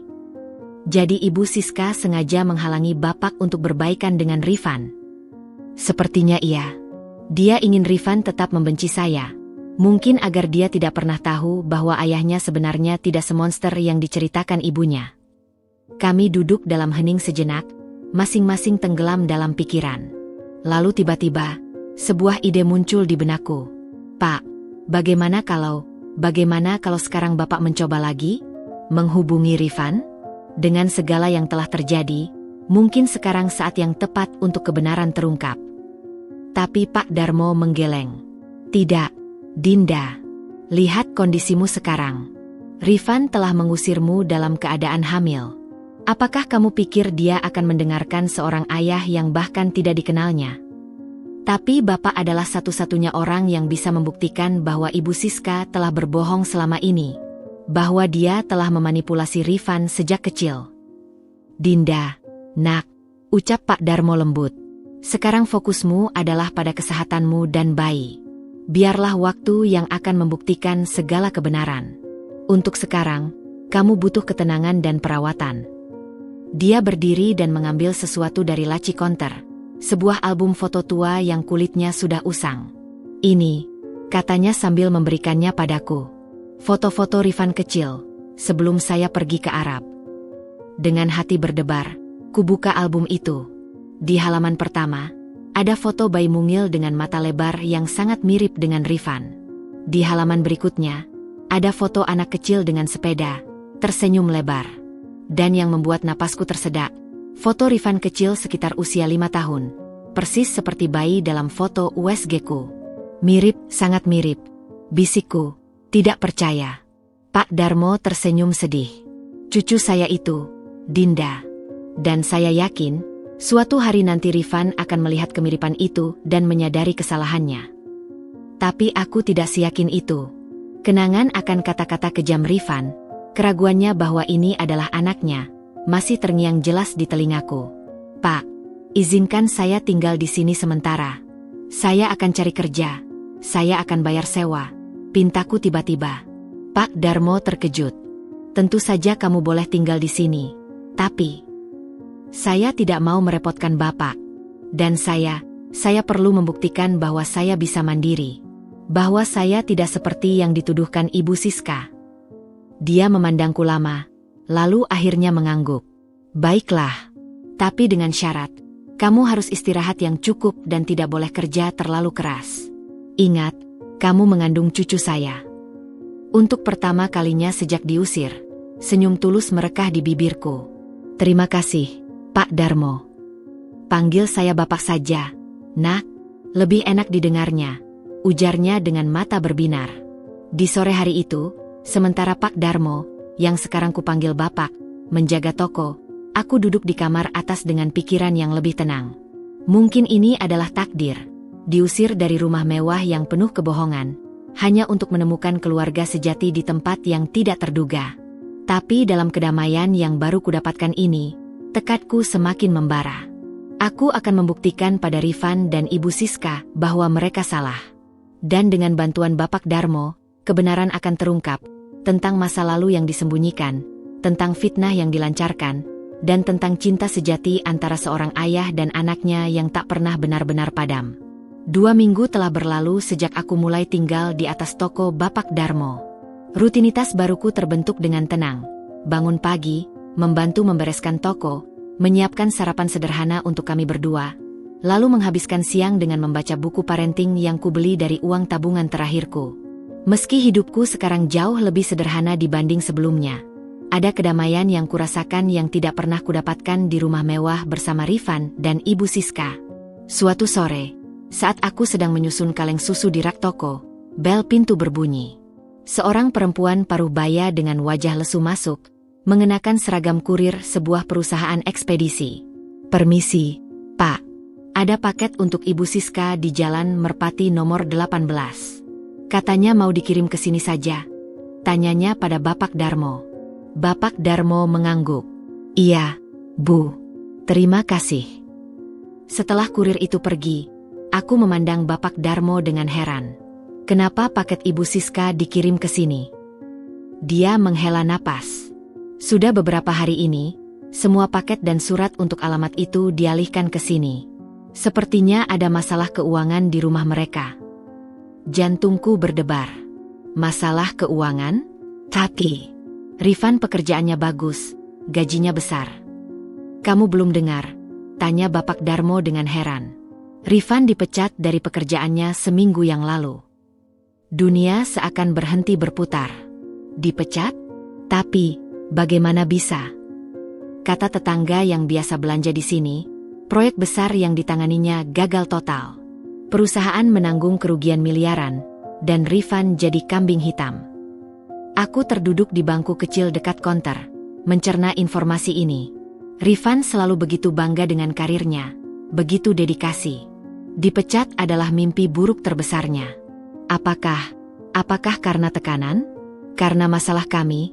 Tanyaku pelan. Bapak Darmo menggeleng. Jangan menyalahkan diri sendiri, Dinda. Menurut yang saya dengar, ini murni kesalahan profesional. Tapi memang, waktu kejadiannya berdekatan dengan pengusiranmu. Malam itu, aku tidak bisa tidur. Pikiranku dipenuhi oleh bayangan Rifan. Rifan yang sekarang menganggur, Rifan yang pasti sedang stres, Rifan yang mungkin menyesali segalanya. Sebagian diriku ingin membencinya, ingin merasa bahwa ini adalah karma yang pantas untuknya. Tapi bagian lain dari hatiku, bagian yang masih mencintainya, merasa pedih membayangkan penderitaannya. Keesokan paginya, keputusan datang dari arah yang tidak kuduga. Saat aku sedang membantu Bapak Darmo memeriksa tanggal kadaluarsa barang dagangan, bel pintu berbunyi lagi. Kali ini, yang masuk adalah sosok yang sangat kukenal, Ibu Siska. Dia terlihat 10 tahun lebih tua dari terakhir kali kulihat. Matanya sembab, pakaiannya tidak serapi biasanya, dan rambutnya yang biasanya tertata sempurna sekarang terlihat kusut. Darmo, ucapnya dengan suara parau, langsung memandang Bapak Darmo yang membeku di tempatnya. Ibu Siska, balas Bapak Darmo dingin. Apa yang bisa saya bantu? Matanya kemudian beralih padaku, dan untuk sesaat, ada kilasan penyesalan di wajahnya sebelum kembali menjadi dingin. Rupanya kamu di sini. Senang sekali melihatmu hidup nyaman sementara kami Sementara kami. Ada yang bisa saya bantu, Ibu? Potong Bapak Darmo, melangkah maju melindungiku. Ibu Siska menarik napas dalam. Saya butuh uang, Darmo. Rifan dipecat. Kami tidak bisa bayar tagihan rumah sakit saya. Rifan tahu ibu kesini? Tanya Bapak Darmo. Dia menggelap, wajahnya memerah. Tidak. Dan dia tidak boleh tahu. Dia masih berpikir kamu sudah meninggal. Apa? Teriakku tidak sengaja. Ibu masih membohongi Rifan? Bahkan dalam kondisi seperti ini. Ibu Siska memandangku dengan mata berapi. Ini bukan urusanmu, Dinda. Kamu sudah bukan bagian dari keluarga kami lagi. Tapi bayi dalam kandungan saya adalah cucu ibu. Dan Rifan adalah anak Bapak Darmo. Balasku, kali ini tidak gentar. Bapak Darmo mengangkat tangan. Cukup. Ibu Siska, kenapa saya harus membantu ibu? Setelah semua yang ibu lakukan pada Dinda? Setelah ibu memutuskan hubungan saya dengan anak saya sendiri? Kepala ibu Siska menunduk. Saya tidak punya pilihan lain. Dokter bilang penyakit jantung saya kambuh karena stres. Saya butuh operasi, tapi tanpa asuransi dari perusahaan Rifan. Jadi ibu baru ingat pada saya ketika butuh uang? Tanya Bapak Darmo dengan nada getir. Selama ini ibu menghalangi saya bertemu Rifan, membohonginya tentang saya, dan sekarang ibu datang minta bantuan. Aku melihat air mata menggenang di mata ibu Siska. Darmo, saya tahu saya salah. Tapi tolong, untuk Rifan. Kalau saya sampai terjadi sesuatu, dia akan benar-benar sendirian. Bapak Darmo memandangku, seolah meminta pendapat. Aku tahu ini adalah kesempatan untuk balas dendam. Untuk menolaknya seperti dia menolakku. Tapi sesuatu dalam hatiku tidak mengizinkannya. Bapak, bisikku. Mungkin kita bisa bantu. Tapi dengan syarat. Ibu Siska menatapku dengan heran, seolah tidak percaya aku mau membantunya. Apa syaratnya? Tanyanya hati-hati. Pertama, ibu harus jujur pada Rifan tentang segala sesuatu. Tentang Bapak Darmo yang masih hidup, tentang fitnah yang ibu lancarkan pada saya, tentang segala kebohongan ibu. Wajah ibu Siska pucat. Tidak bisa. Rifan akan membenciku. Dan kedua, lanjutku, mengabaikan protesnya. Ibu harus mengakui di depan Rifan bahwa anak ini adalah cucu ibu, dan saya tidak pernah berselingkuh. Ibu Siska terdiam lama, wajahnya berperang antara kebanggaan dan kebutuhan. Saya tidak bisa. Rifan akan mengusir saya. Seperti ibu mengusir saya? Tanyaku dengan nada datar. Dia menatapku, dan untuk pertama kalinya, aku melihat kerapuhan dalam dirinya. Ibu Siska yang selalu tampak kuat dan tegas, sekarang hanyalah seorang perempuan tua yang takut kehilangan anaknya. Baik, akhirnya dia berbisis, menundukkan kepala. Saya akan jujur pada Rifan. Tapi, bisakah kalian beri saya uangnya dulu? Saya butuh operasi secepatnya. Bapak Darmo menggeleng. Tidak, Ibu Siska. Pertama-tama, kebenaran harus ditegakkan. Katakan pada Rifan hari ini, dan besok saya akan bayar semua biaya pengobatan ibu. Ibu Siska tampak terjepit. Tapi, bagaimana cara saya mengatakannya? Setelah sekian tahun membohonginya. Seperti itulah karma bekerja. Ibu, ucapku lembut. Kebohongan ibu selama ini akhirnya kembali juga pada ibu. Dia mengangguk pelan, air mata akhirnya tumpah. Iya, mungkin ini memang karma. Selama ini saya terlalu memanjakan Rifan, terlalu posesif, sampai-sampai saya menghancurkan pernikahannya. Saat Ibu Siska berbalik untuk pergi, Bapak Darmo memanggilnya. Siska, tunggu. Dia mengambil amplop dari laci konter dan memberikannya pada Ibu Siska. Ini untuk biaya transportasi dan obat-obatan darurat. Tapi ingat, besok saya ingin bertemu Rifan. Dan saya ingin mendengar pengakuan ibu langsung di depannya. Ibu Siska menerima amplop itu dengan tangan gemetar. Terima kasih, Darmo. Maafkan saya, untuk segalanya. Setelah dia pergi, aku dan Bapak Darmo berdiri dalam keheningan yang berat. Apakah kita melakukan hal yang benar, Bapak? Tanyaku ragu. Dia menghela napas. Kebenaran itu seperti obat. Nak, pahit untuk ditelan, tapi diperlukan untuk penyembuhan. Sudah waktunya untuk Rifan mengetahui kebenaran. Malam itu, sambil berbaring di tempat tidur, aku merenungkan betapa hidup ini penuh dengan kejutan yang tak terduga. Siapa sangka bahwa aku, yang diusir dari rumah mewah, sekarang justru menjadi penentu nasib orang yang mengusirku? Dan siapa sangka bahwa Ibu Siska, yang selama ini tampak begitu kuat dan tak terkalahkan, akhirnya harus menelan pil pahit karma atas perbuatannya sendiri? Tapi yang paling kusadari adalah, balas dendam tidak membawa kepuasan. Melihat Ibu Siska yang terjepit dan menyesal justru membuatku sedih. Karena pada akhirnya, kami semua adalah korban dari rantai kebohongan dan dendam yang telah berlangsung terlalu lama. Dan besok akan menjadi hari di mana kebenaran akhirnya terungkap. Atau justru menjadi awal dari petaka baru? Hanya waktu yang bisa menjawab. Bulan-bulan berikutnya berlalu dengan cepat, bagai deretan gambar dalam film yang diputar percepat. Usia kehamilanku kini sudah memasuki minggu ke-36, dan perutku yang membesar seperti bola membuat setiap gerakan terasa berat. Bersama Bapak Darmo, kami telah menyulap kamar kecil di atas toko menjadi nursery sederhana namun penuh kasih sayang. Sebuah cerip bekas yang diperbaiki Bapak Darmo dengan teliti, tumpukan popok kain dan popok sekali pakai, serta baju-baju bayi hasil jahitan tangan kami berdua. Semua bersiap menyambut kehadiran sang cucu. Lihat, Dinda. Saya sudah selesaikan mobile untuk kamar bayi, ucap Bapak Darmo suatu pagi, dengan bangga memperlihatkan kreasi dari kertas warna-warni yang digantung dengan benang.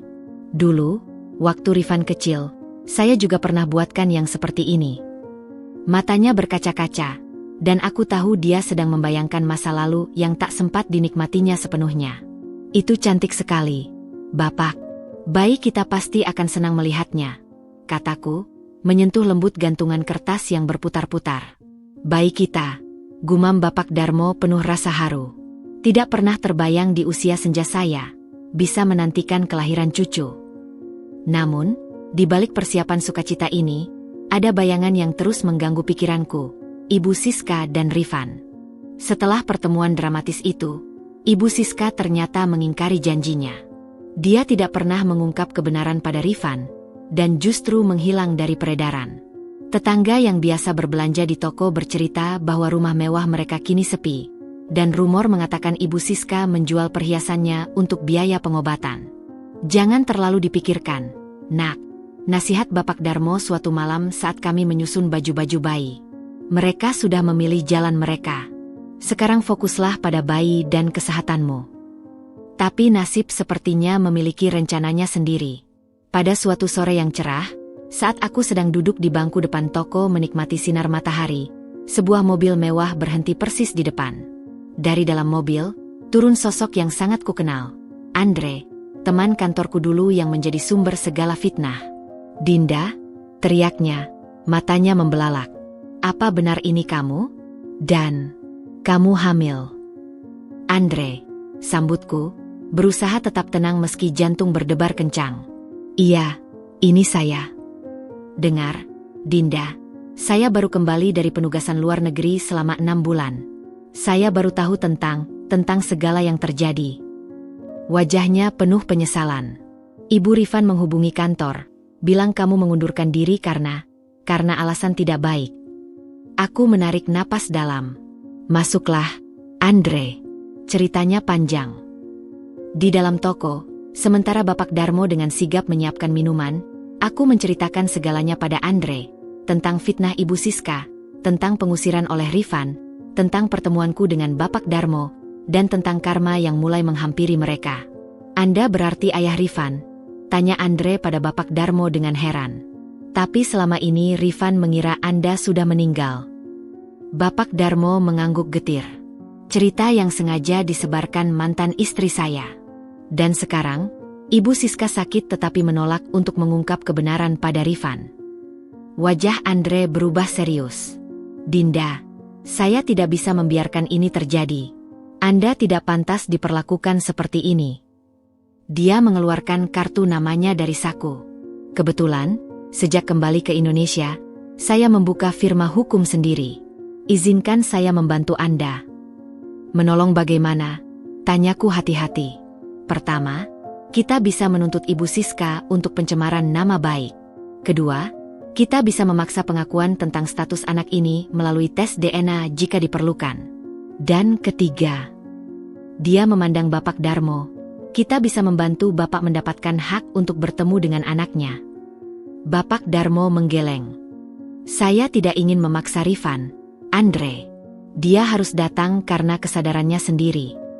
Tapi Bapak, lihat kondisi Dinda, protes Andre. Dia diusir dalam keadaan hamil, dituduh tidak setia, dan sekarang harus melahirkan dalam keterbatasan. Ini tidak adil. Aku menghargai niatmu, Andre, kataku lembut. Tapi Bapak Darmo benar. Memaksa Rifan hanya akan membuatnya semakin membenci kami. Tapi Andre bersikeras. Setidaknya izinkan saya membantu secara finansial. Biaya melahirkan, perlengkapan bayi, sebagai teman, saya ingin berbagi. Bapak Darmo menyahut, terima kasih, Andre. Tapi kami sudah mempersiapkan segalanya. Toko ini mungkin sederhana, tapi cukup untuk menghidupi kami bertiga.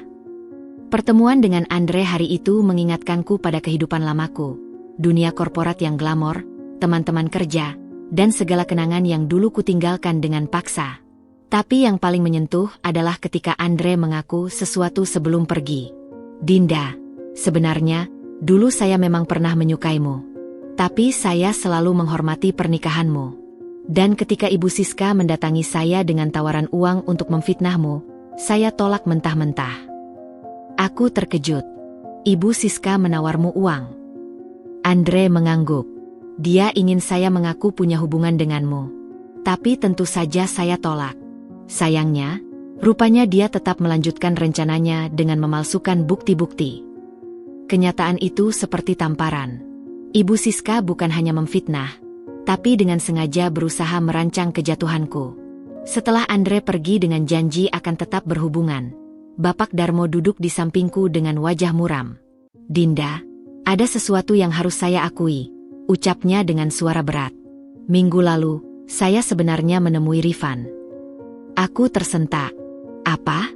Kapan? Kenapa tidak bilang pada saya?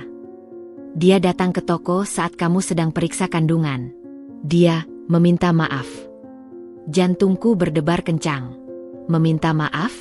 Untuk apa? Untuk segala yang terjadi.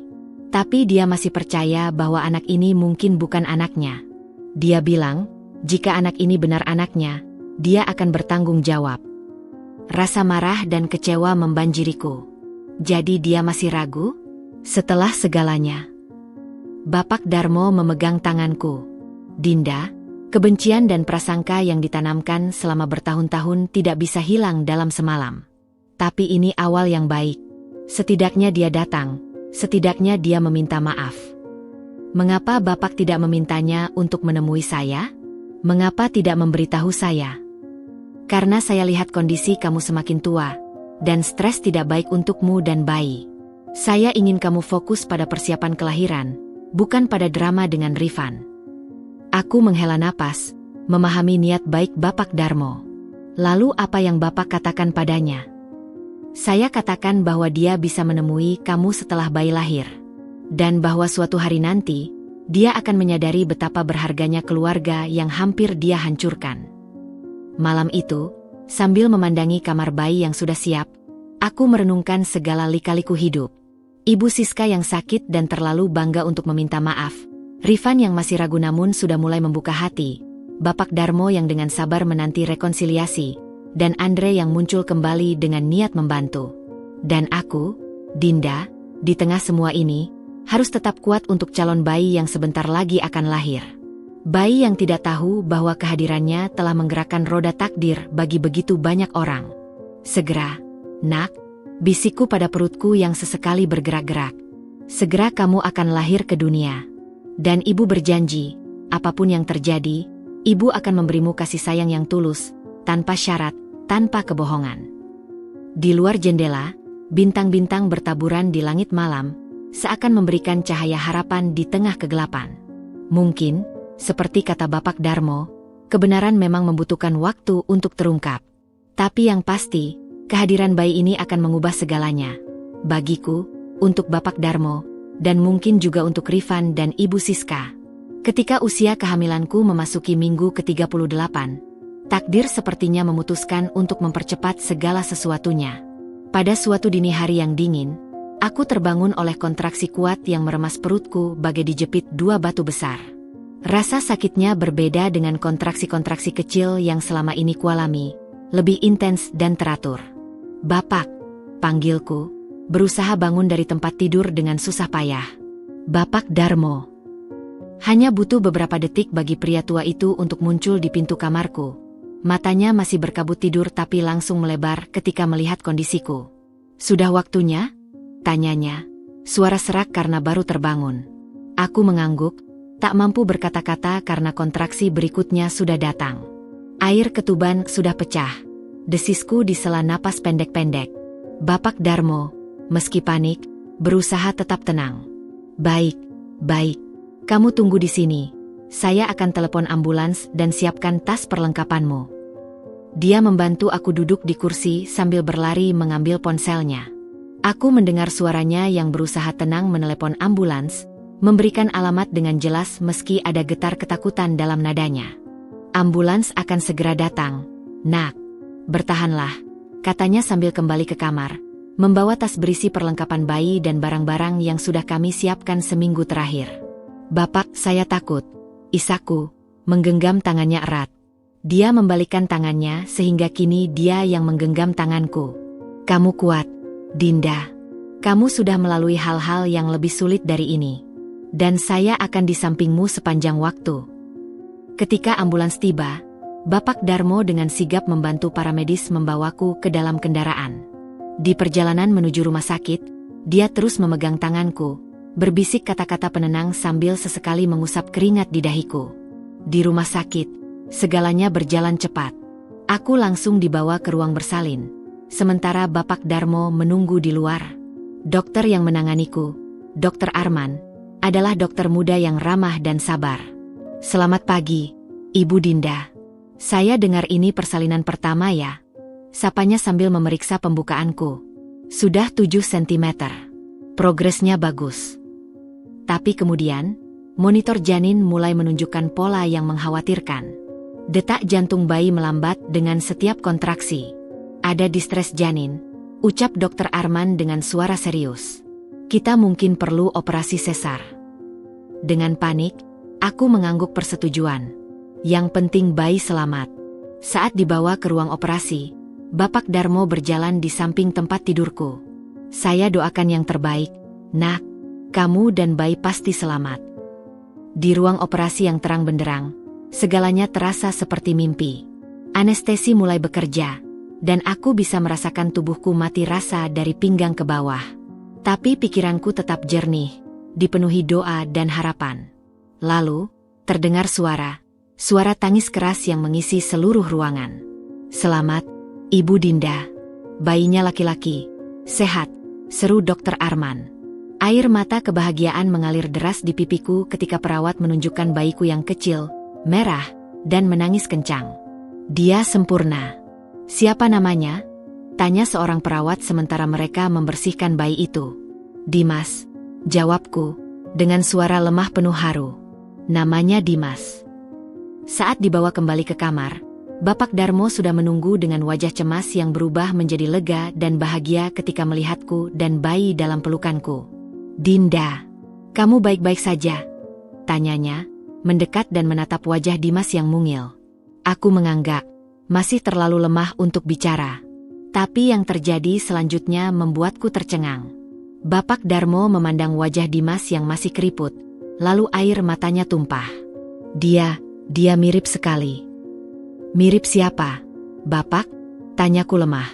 "Dia mirip sekali dengan Rifan waktu bayi," isaknya, tak mampu menahan emosi. "Persis. Lihat bentuk hidungnya, bentuk bibirnya. Ya Tuhan, ini pasti cucu saya." Dr. Arman yang kebetulan masuk ke kamar mendengar ucapan Bapak Darmo. "Wah, pasti senang ya, Pak, punya cucu." Dan kebetulan, Saya bisa konfirmasi berdasarkan perkembangan janin dan waktu kelahiran, mustahil bayi ini bukan anak dari suami Ibu Dinda.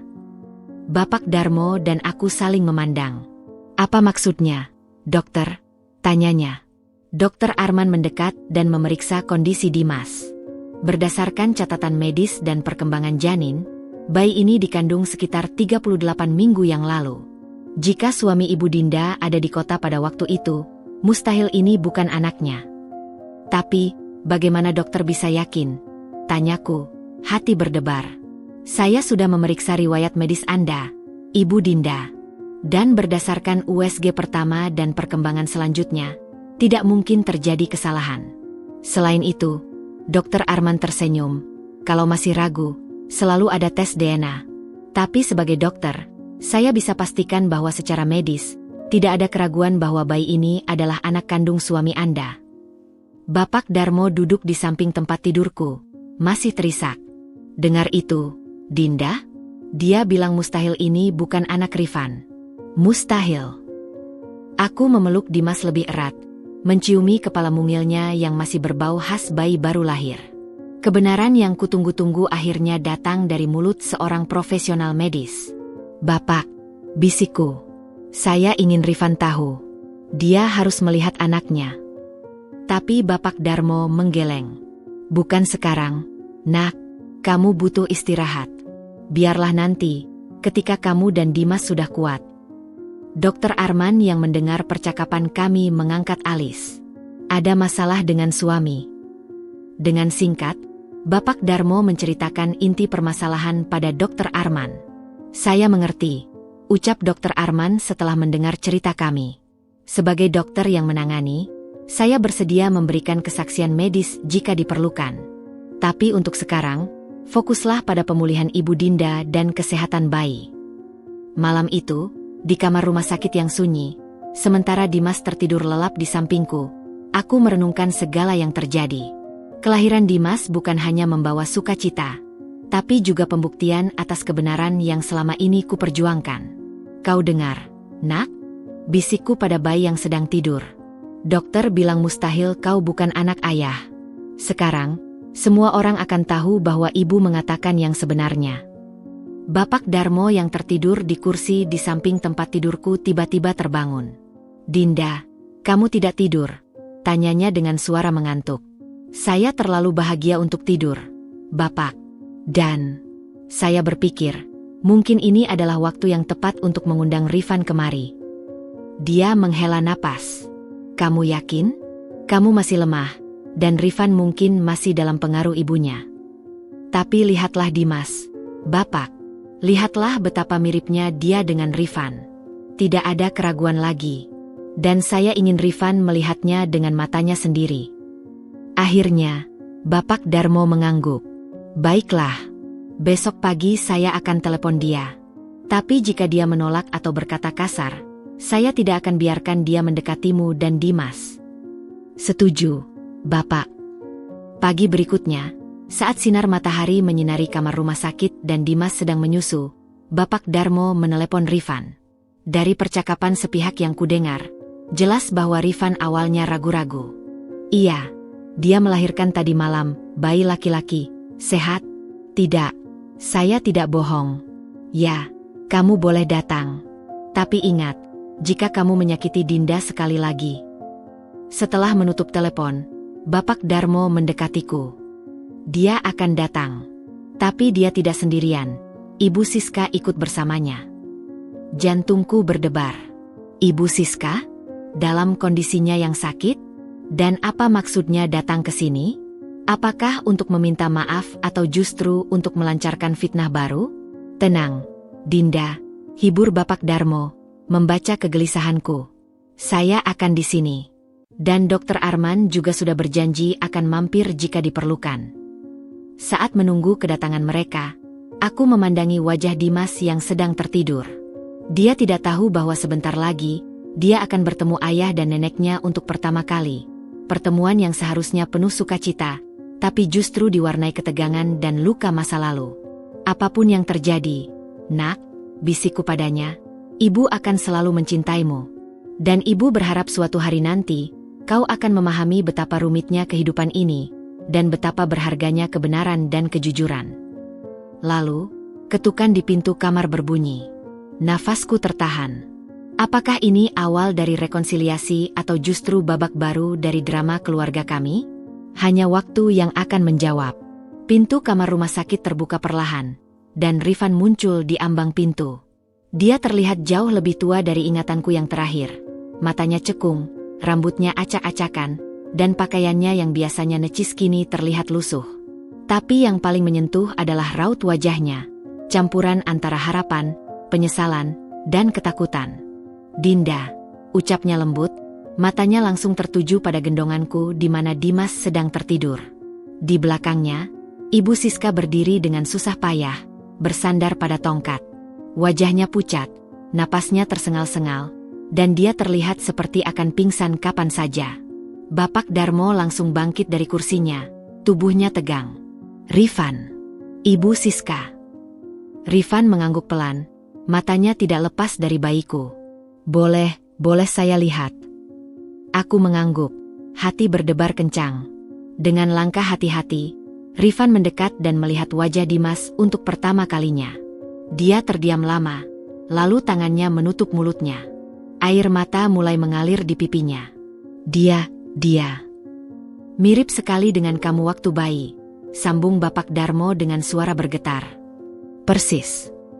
Rifan mengangguk, tak mampu berkata-kata. Tangannya yang gemetar meraih jari mungil Dimas, dan ketika bayi itu menggenggam jarinya dengan refleks, Rifan terisak lebih keras. "Ibu," bisiknya, menoleh pada Ibu Siska yang masih berdiri di dekat pintu. "Ibu lihat, dia persis seperti foto saya waktu bayi." Ibu Siska mendekat dengan langkah tertatih. Matanya yang redup memandang Dimas, dan untuk sesaat, ada kilasan kelembutan di wajahnya sebelum kembali menjadi dingin. "Banyak bayi yang mirip, Rifan." "Itu belum membuktikan apa-apa," ujarnya dengan suara lemah. Bapak Darmo tidak bisa menahan diri. "Siska, cukup. Lihatlah cucumu. Dokter sudah memastikan mustahil ini bukan anak Rifan." Rifan memandang ibunya, lalu memandangku. "Dinda, saya. Tapi sebelum dia bisa melanjutkan, Ibu Siska tiba-tiba memegangi dadanya dan terjatuh ke lantai. "Ibu!" teriak Rifan, berlutut di sampingnya. Kegaduhan langsung terjadi. Perawat-perawat berhamburan masuk, Dokter Arman datang dengan cepat, dan Ibu Siska dibawa ke ruang gawat darurat. Rifan terduduk lemas di lantai, wajahnya hancur. Dokter bilang penyakit jantung ibu kambuh karena stres, dan kami tidak punya uang untuk berobat. Bapak Darmo mendekati Rifan. "Dengar, Rifan. Saya akan bayar biaya pengobatan ibumu. Tapi dengan satu syarat, kamu harus mendengarkan kebenaran." Rifan mengangkat wajahnya yang basah oleh air mata. "Kebenaran apa?" "Tentang ayahmu yang sebenarnya masih hidup," jawab Bapak Darmo pelan. Beberapa jam kemudian, setelah kondisi Ibu Siska stabil dan dipindahkan ke kamar perawatan, kami semua berkumpul di ruang tunggu. Rifan duduk menghadap Bapak Darmo dan aku. Wajahnya masih syok setelah mendengar seluruh cerita dari Bapak Darmo. "Jadi, selama ini ibu membohongi saya?" desis Rifan, tidak percaya. "Ayah tidak pernah meninggal? Dan ibu sengaja menghalangi ayah untuk bertemu saya?" Bapak Darmo mengangguk, matanya berkaca-kaca. "Saya sudah mencoba menghubungimu, Nak, tapi ibumu selalu menghalangi." Rifan memandangiku, lalu pada Dimas yang masih kugendong. "Dan tentang Dinda, semua fitnah ibu." "Aku sudah mencoba memberitahumu, Rifan," kataku lembut. "Tapi kau lebih mempercayai ibumu." Dokter Arman yang kebetulan lewat bergabung dengan kami. "Maaf menyela, tapi sebagai dokter yang menangani, saya perlu menegaskan bahwa secara medis mustahil bayi ini bukan anak bapak." Dan mengenai Ibu Siska, dia menghela napas. Kondisinya cukup parah. Stres berat memperburuk penyakit jantungnya. "Apakah ibu akan?" Rifan tidak bisa melanjutkan. "Kami akan lakukan yang terbaik," jawab Dokter Arman. "Tapi dia butuh ketenangan dan perawatan intensif." Rifan menunduk, tangannya menutupi wajah. Selama ini saya hidup dalam kebohongan. Ibu membohongi saya tentang ayah, memfitnah istri saya sendiri, dan menghancurkan keluarga saya. Dia menangis terseduh-seduh, dan untuk pertama kalinya, aku melihat kerapuhan sejati dalam dirinya, bukan sebagai suami yang keras kepala, tapi sebagai anak yang dikhianati oleh orang yang paling dipercayainya. "Rifan," ucap Bapak Darmo, meletakkan tangan di pundak anaknya. "Sekarang kamu tahu kebenarannya. Apa yang akan kamu lakukan?" Rifan mengangkat wajahnya, matanya merah bengkak. Saya ingin memperbaiki segalanya. Tapi..." Dia memandangku penuh penyesalan. "Apakah masih ada kesempatan untuk saya, Dinda?" Aku memandangi Dimas yang sedang tertidur, lalu pada Rifan. Hatiku berperang antara kemarahan dan belas kasihan. "Untuk saat ini, fokuslah pada ibumu dulu, Rifan. Dia butuh kamu," jawabku akhirnya. "Tentang kita, biarlah waktu yang menjawab."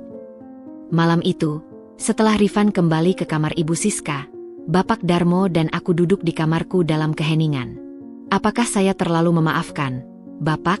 tanyaku ragu. Dia menggeleng. "Kamu tidak memaafkan, Nak. Kamu hanya memberi ruang untuk penyembuhan. Itu adalah hal yang bijaksana." Keesokan harinya, ketika aku dan Dimas sudah diizinkan pulang, Rifan datang untuk mengantar kami ke mobil Bapak Darmo. "Dinda," ucapnya saat menatapku dan Dimas untuk terakhir kali sebelum kami pulang. "Saya tahu saya tidak pantas meminta maaf. Tapi tolong izinkan saya suatu hari nanti, untuk menjadi ayah yang baik untuk Dimas." Aku mengangguk pelan. "Saya tidak akan menghalangi kamu untuk bertemu Dimas, Rifan. Tapi untuk kita, butuh waktu." Saat mobil mulai bergerak, aku melihat Rifan masih berdiri di depan rumah sakit. Tubuhnya terlihat begitu sendirian dan hancur. Ibu Siska mungkin akan selamat secara fisik, tapi hubungan antara ibu dan anak itu mungkin sudah rusak selamanya. Di perjalanan pulang, Bapak Darmo memecah keheningan. "Karma memang datang pada yang bersalah, Nak. Tapi melihat penderitaan mereka tidak membawa kebahagiaan, bukan?" Aku memeluk Dimas lebih erat. "Iya, Bapak. Justru membuatku sedih. Karena kamu memiliki hati yang baik, Dinda. Dan itulah yang akan membuatmu menjadi ibu yang hebat untuk Dimas." Sampai di toko, segala sesuatu terasa berbeda. Kehadiran Dimas telah mengubah energi tempat ini menjadi penuh harapan dan kebahagiaan baru. Tapi dalam sukacita ini, ada pelajaran pahit tentang bagaimana kebohongan dan fitnah tidak hanya menghancurkan korban, tapi juga pelakunya sendiri. Ibu Siska, yang selama ini begitu perkasa dan mengendalikan segalanya, sekarang terbaring lemah di rumah sakit, ditinggalkan oleh menantunya, dikhianati kepercayaan anaknya, dan harus menghadapi kenyataan bahwa semua usahanya untuk mempertahankan anaknya justru berakhir dengan kehilangan yang lebih besar. Dan Rifan? Dia harus menghadapi kenyataan bahwa selama ini hidupnya dikendalikan oleh kebohongan, dan bahwa tindakannya telah menyakiti orang-orang yang paling mencintainya. Sementara aku, dengan bayi dalam pelukan, menyadari bahwa kadang karma terbesar bagi mereka yang berbuat jahat adalah harus hidup dengan konsekuensi dari perbuatan mereka sendiri. Dan itu adalah hukuman yang jauh lebih berat daripada balas dendam apapun. 2 tahun telah berlalu sejak kelahiran Dimas, dan kehidupan kami telah berubah dalam cara-cara yang tak terduga.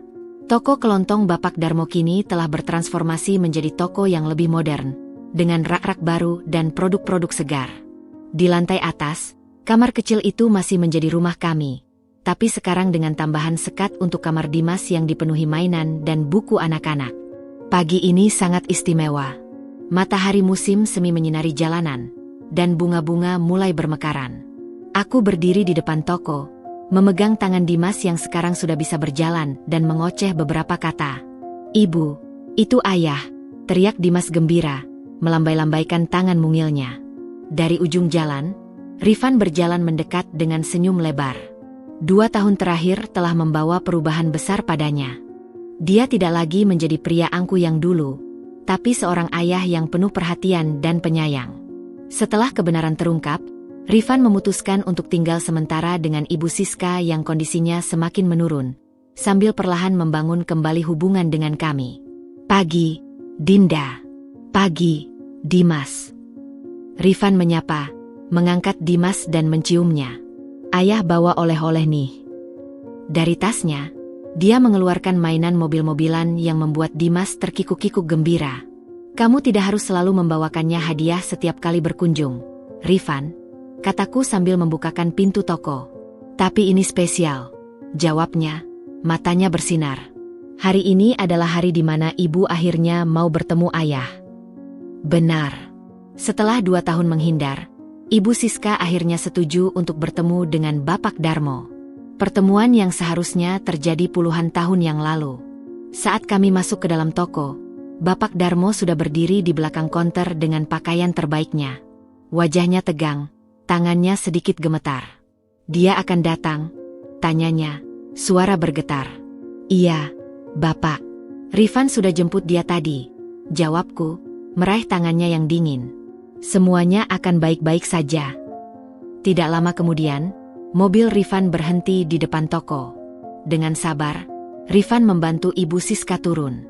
Perempuan tua itu kini menggunakan kursi roda. Tubuhnya semakin lemah oleh penyakit jantung dan usia. Tapi yang paling menyedihkan adalah matanya, yang dulu penuh api, kini hanya menyisakan kepasrahan. Ketika kursi rodanya memasuki toko, Ibu Siska dan Bapak Darmo saling memandang untuk pertama kalinya setelah puluhan tahun. Keheningan yang menyergap terasa begitu berat, diisi hanya oleh ocehan Dimas yang tidak memahami signifikansi momen ini. "Siska." Bapak Darmo akhirnya memecah kesunyian, suaranya bergetar. "Darmo," balas Ibu Siska, matanya berkaca-kaca. Sudah lama." Bapak Darmo mendekat, lalu secara mengejutkan, dia berlutut di depan kursi roda Ibu Siska. "Saya minta maaf, Siska, untuk segala kesalahan saya di masa lalu. Untuk meninggalkan kamu dan Rifan. Untuk tidak menjadi suami dan ayah yang baik." Air mata mengalir di pipi Ibu Siska yang keriput. Saya juga minta maaf, Darmo. Untuk semua kebohongan. Untuk memisahkan kamu dari Rifan. Dia memandangku. "Untuk semua yang saya lakukan pada Dinda dan cucu saya." Rifan mendekat, meletakkan tangan di pundak ibunya. "Sudah Ibu, tidak perlu menangis. Hari ini kita mulai baru." Ibu Siska mengangguk, lalu memandang Dimas yang sedang asyik dengan mobil-mobilan barunya. Boleh saya pegang dia?" Dengan hati-hati, aku mengangkat Dimas dan mendekatkannya pada Ibu Siska. "Ini nenek, sayang. Nenek Siska." Dengan tangan gemetar, Ibu Siska memegang tangan mungil Dimas. Dia mirip sekali dengan Rifan kecil. Air matanya semakin deras. "Maafkan nenek, nak. Nenek sudah melakukan hal-hal yang tidak baik pada ibumu." Dimas, dengan polosnya, mengusap air mata di wajah neneknya.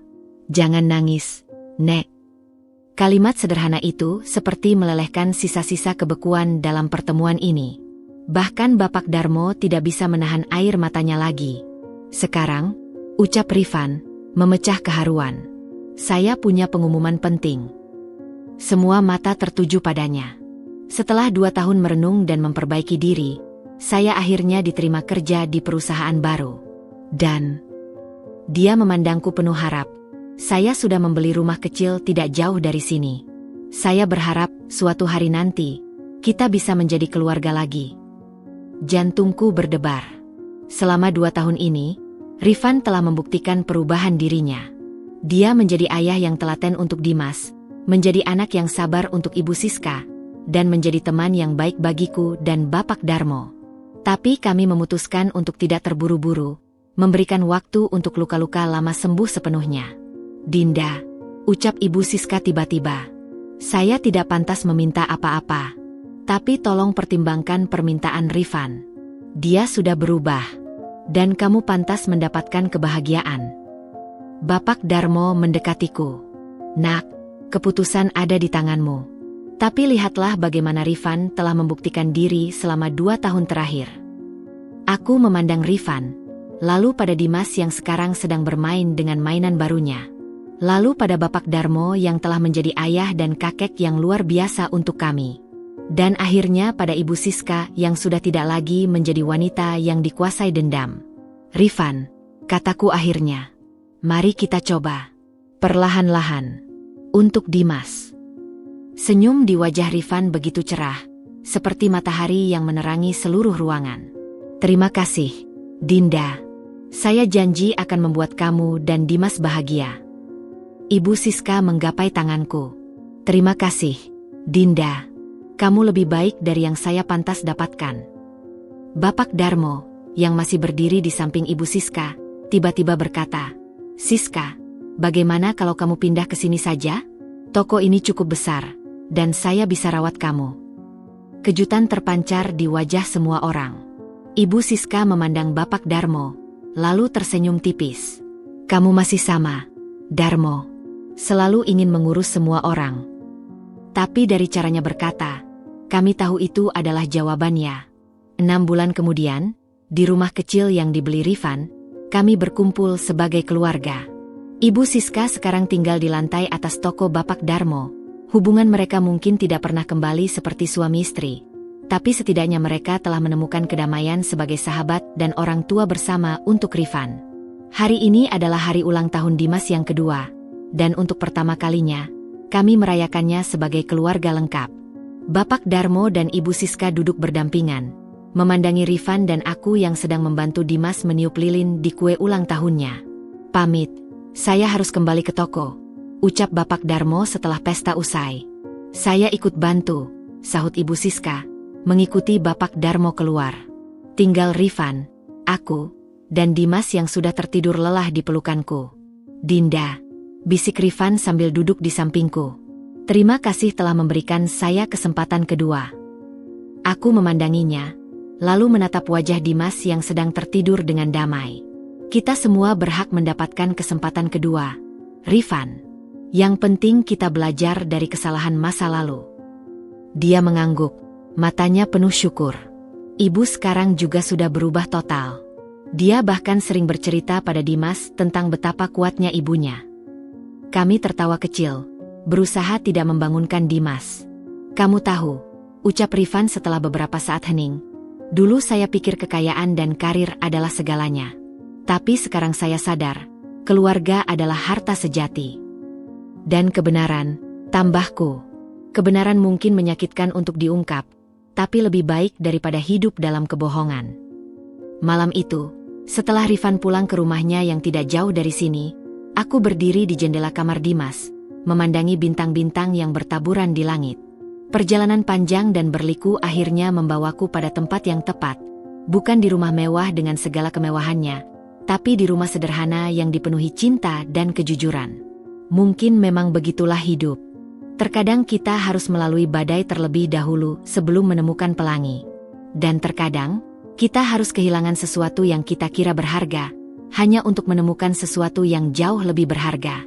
Fitnah kejam Ibu Siska, pengusiran oleh Rifan, malam-malam kelam di emperan toko, semuanya kini telah menjadi bagian dari masa lalu yang membuat kami lebih kuat dan lebih bijaksana. Dan yang paling penting, semua itu membawaku pada keluarga sejatiku. Bapak Darmo yang seperti ayah kandungku sendiri, Rifan yang telah belajar menjadi suami dan ayah yang lebih baik, Ibu Siska yang akhirnya menemukan kedamaian, dan tentu saja, Dimas, cahaya kehidupan yang telah menyatukan kami semua. Tidurlah, sayang, bisikku pada Dimas yang sedang bermimpi indah. Ibu berjanji, kamu akan tumbuh dalam keluarga yang penuh cinta dan kejujuran. Tidak ada lagi kebohongan, tidak ada lagi fitnah. Hanya kebenaran dan kasih sayang yang tulus. Di kejauhan, bulan bersinar terang, seakan menyetujui janjiku. Perjalanan panjang ini akhirnya sampai pada tujuannya, bukan sebagai akhir, tapi sebagai awal yang indah dari babak baru kehidupan kami.